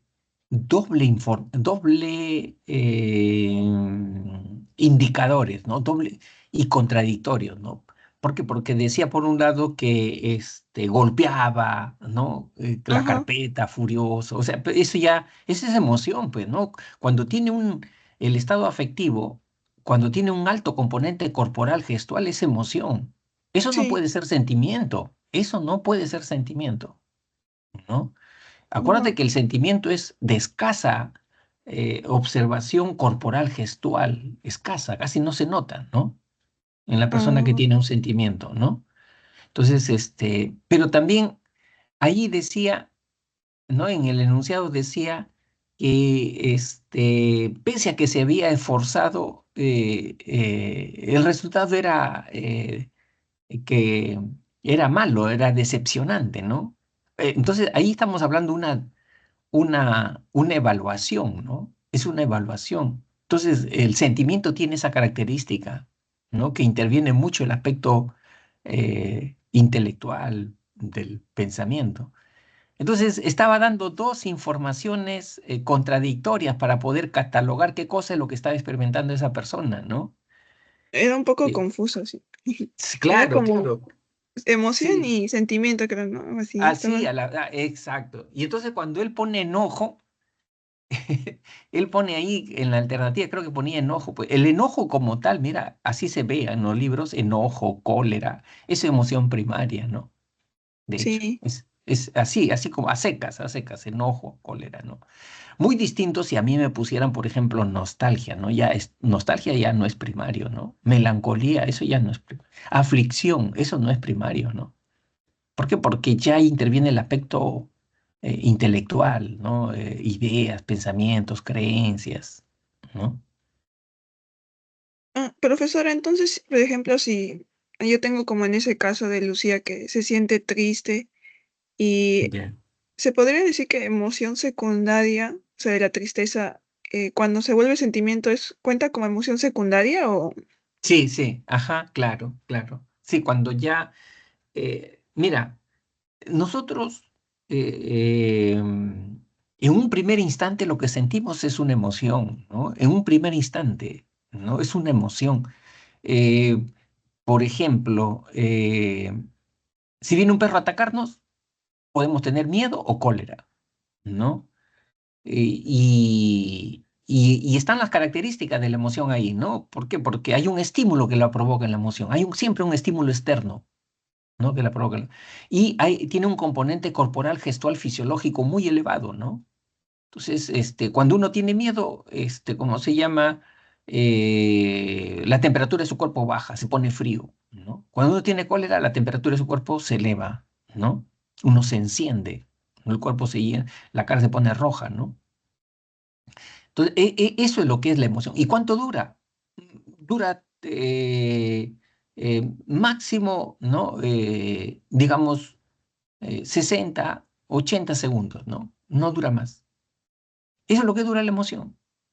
Ahora, si yo comienzo a pensar, o sea, si ya se fue el perro, o yo me alejé del perro, se fue la emoción, ¿no? ¿Cuánto duró? 60 segundos, ¿no? Es brevísima, ¿no? Y yo no puedo hacer nada contra esa emoción porque aparece, me atrapa. Por eso dicen que las emociones aparecen de manera rápida e involuntaria, ¿no? O sea, yo no las llamo, ellas vienen a mí, ¿no? O sea, no puedo hacer nada contra que aparezca una emoción dentro de mí. O sea, si muere un familiar, me viene la tristeza, ¿no? Y no puedo hacer nada. Pero lo que sí dice es que ya cuando tú estás sintiendo esa emoción, ¿qué haces tú con esa emoción, no? ¿Qué tú has aprendido a hacer con esa emoción, no? Entonces, allí las personas comienzan a pensar, ¿no? Sobre el hecho, comienzan a pensar, le viene un remolino de ideas, ¿no? Y entonces pueden alargar esa, esa emoción. Si la alargan esa emoción, ya es sentimiento, ¿no? Entonces, ¿por qué? Porque en el sentimiento el componente es el componente cognitivo, el fundamental, el eje, ¿no? El cognitivo. Y ahí hay poca expresión corporal, gestual, poca, no se nota, ¿no? O sea, tú no puedes decir, ¿no? Esa persona es generosa, ¿no? Cuando esa persona tiene un corazón noble, ¿no? Porque no se nota en el rostro, ¿no? O sea, es una vivencia muy interna, ¿no? Ya, entonces, acá como que está diciendo pues que se enteró que su mejor amiga no había logrado, se afligió, imaginaba cómo se sentía, ¿no? Ya, o sea, el aspecto cognitivo está fuerte también acá, ¿no? Por eso ya está hablando de sentimiento acá ya más, ¿no? ¿No? Profesor, ¿me puede dar como que algo así breve para diferenciar emoción primaria de la secundaria? Ah, ya, esa es una clasificación de los psicólogos evolutivos de Charles Darwin, ¿no? Solamente tú identificas las 6 emociones básicas primarias. ¿Cuáles son? Las 4 que tú ya conoces, alegría, tristeza, miedo y cólera. Esas son las 4 que tú conoces. Y le agregas 2 más, sorpresa y asco. Esas son las primarias, ¿no? Y después el resto, todas son secundarias. O sea, todas ya son aprendidas. ¿No? O sea, personas porque nos inculcan nuestros padres, porque nos inculcan en el colegio, porque nos inculcan de repente una religión, nos inculca de repente a ser personas solidarias, a ser personas egoístas, ¿no? Ya son emociones aprendidas, ¿no? Podemos ser, por ejemplo, personas envidiosas, podemos ser personas amorosas, ¿no? Entonces, eso ya es sentimiento, ¿no? Eso es sentimiento. La ternura, el cariño, ¿no? Esos son emociones secundarias, ¿no? Profesor, le envío otras dos preguntas si me puede ayudar, por favor. Y Ya. Dice, Juana tiene dificultades para resolver problemas matemáticos. Su hermana mayor decide ayudarla. Cuando Juana no puede resolver un problema, su hermana le induce a que lo lea nuevamente, tratando de que se asegure de identificar los datos, definir claramente lo que se le pregunta, ejecutar la operación siguiendo pasos y comprobar el resultado. Estas orientaciones permiten que Juana encuentre la respuesta correcta. Al principio, Juana requería con mucha frecuencia el apoyo de su hermana, pero poco a poco esta fue disminuyendo. Según la teoría de Vygotsky, Juana se encontraba en o sea, cuando tenía dificultades, se refiere, ¿no? Cuando tenía dificultades, o sea, cuando no intervenía la hermana, ¿no? sí, porque creo que está en pasado, entonces debe Claro, ser sí, antes. ajá, Ujú. sí. Entonces, a eso se refiere. Fase del aprendizaje estructurado, pues recibía las pautas que la hermana le daba para... nosotros tenemos que hablar de los conceptos, los términos de la teoría de Vygotsky, ¿no? La teoría cultural, dialéctica de Vygotsky, ¿no? Y acá en la primera no hay ninguno de esos términos, ¿no?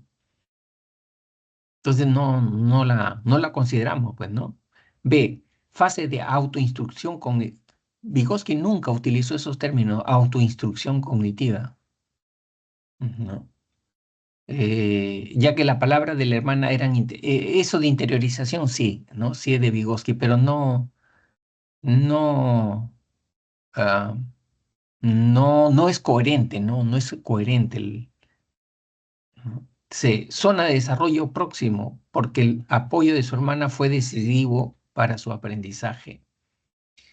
Eh, eh, Acá, si se refiere a antes de la hermana, sería la zona de desarrollo real, ¿no? Ese es real, la zona de desarrollo real, ¿no? Este,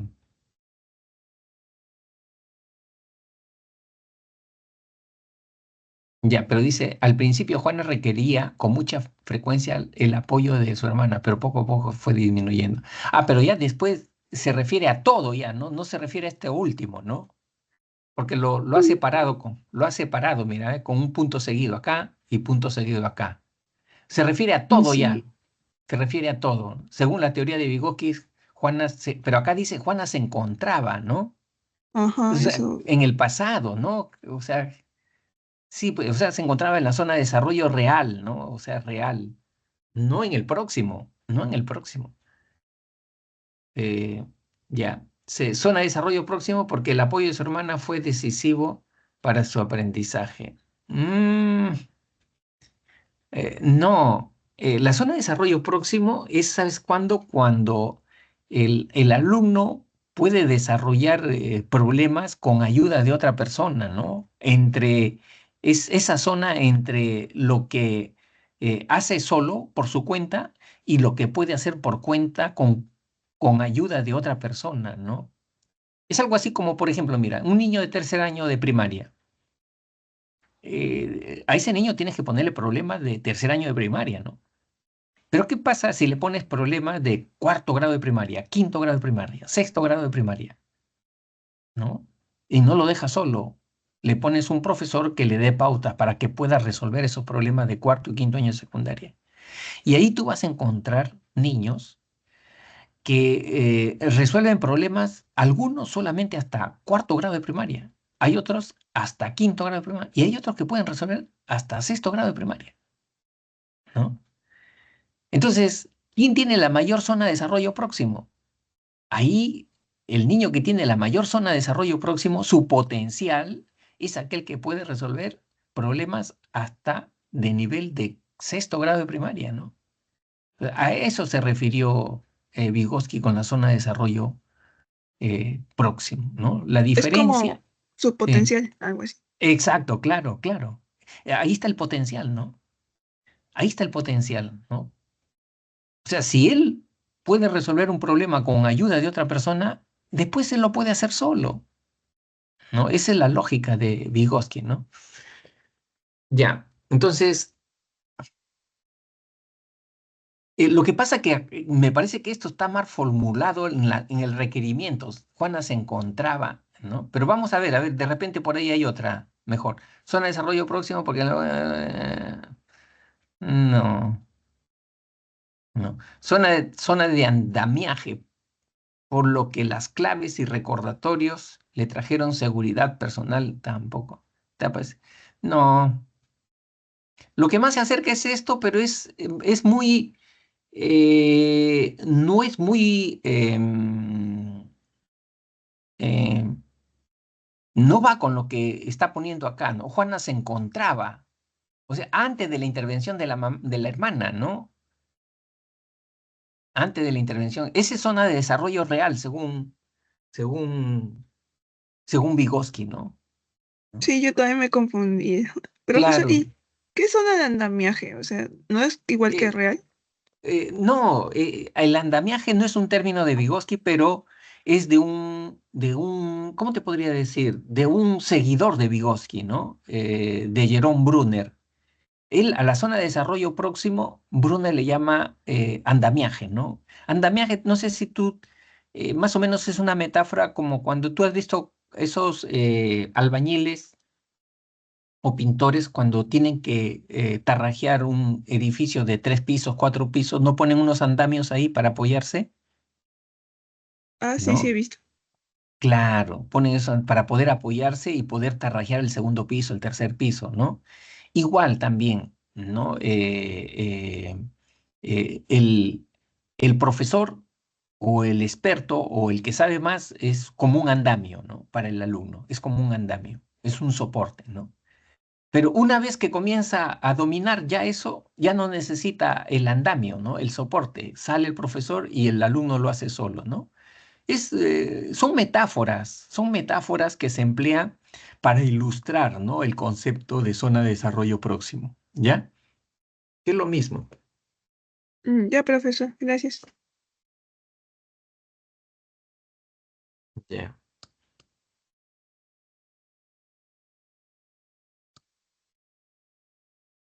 Este acá dice, en una conferencia en torno a la crianza y la acción participativa de los padres para fomentar un buen desarrollo de sus hijos, algunos padres hicieron evidente el solo efecto de la ausencia del gateo en el desarrollo físico o intelectual de los infantes, ¿no? Determine él o los enunciados correctos respecto al gateo. Genera conexiones neuronales en el sistema nervioso central y periférico. Claro, ¿no? Sí genera, pues, ¿no es cierto? Moviendo brazos, piernas, ¿no? Con el sistema nervioso eh, central. Ahora, que sean necesarios para la estabilidad emocional, podría ser, ¿no? Podría ser. Dice, genera gran sensación de placer y se espera que se practique durante los primeros 18 meses de edad. 18 meses de edad. No, pero ya ahí ya está caminando, ¿no es cierto? ¿Por qué tiene que Ah, es gatear? cierto. Sí. Claro, ¿no es cierto? Ya está caminando, 18 meses ya está caminando, ¿no? Lo descartamos entonces. Eh, Porque al año está caminando el niño. Dice 3. Es un impulsor del cambio físico en los niños que favorece las habilidades necesarias para la lectoescritura. Es un impulsor del cambio físico de los niños. Me parece que de manera indirecta, sí puede, no directa, ¿no? Sino de manera indirecta puede. Es un impulsor del cambio físico en los niños que favorece las habilidades necesarias para la lectoescritura, ¿no? Porque siempre es bueno el desarrollo maduracional con esta ley próximo distal, ¿no? Acuérdate de la ley próximo distal, ¿no? Que el niño comienza a tener un control de las partes del centro de su cuerpo a las partes extremas de su cuerpo, ¿no? Hombros, brazos, codo, muñeca, mano, dedos, ¿no? Pero no está no lo veo tan convencido, pero indirectamente. 4. Es parte de los cambios físicos y facilita el desarrollo de habilidades sensoriales, motoras y espaciales. Esta está muy buena. Esta está muy buena, ¿no? La 4. Entonces, más me inclino por la B, ¿no?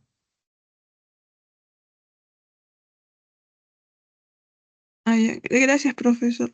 Aunque Ya. me genera un poco eso de cómo interviene la estabilidad emocional. O sea, es Ya. un poco sí. Sí, no, ¿cómo se llama?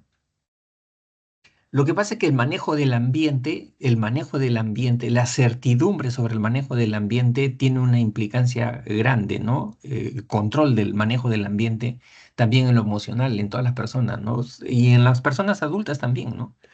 Cuando uno sabe qué cosa va a encontrar en un lugar, ¿no? ¿No? Eso te da seguridad, confianza, ¿no? Eso es cierto. Ah, ya. Gracias, profesor. Ya, Que tenga un buen día, profesor. ya, chao, nos vemos.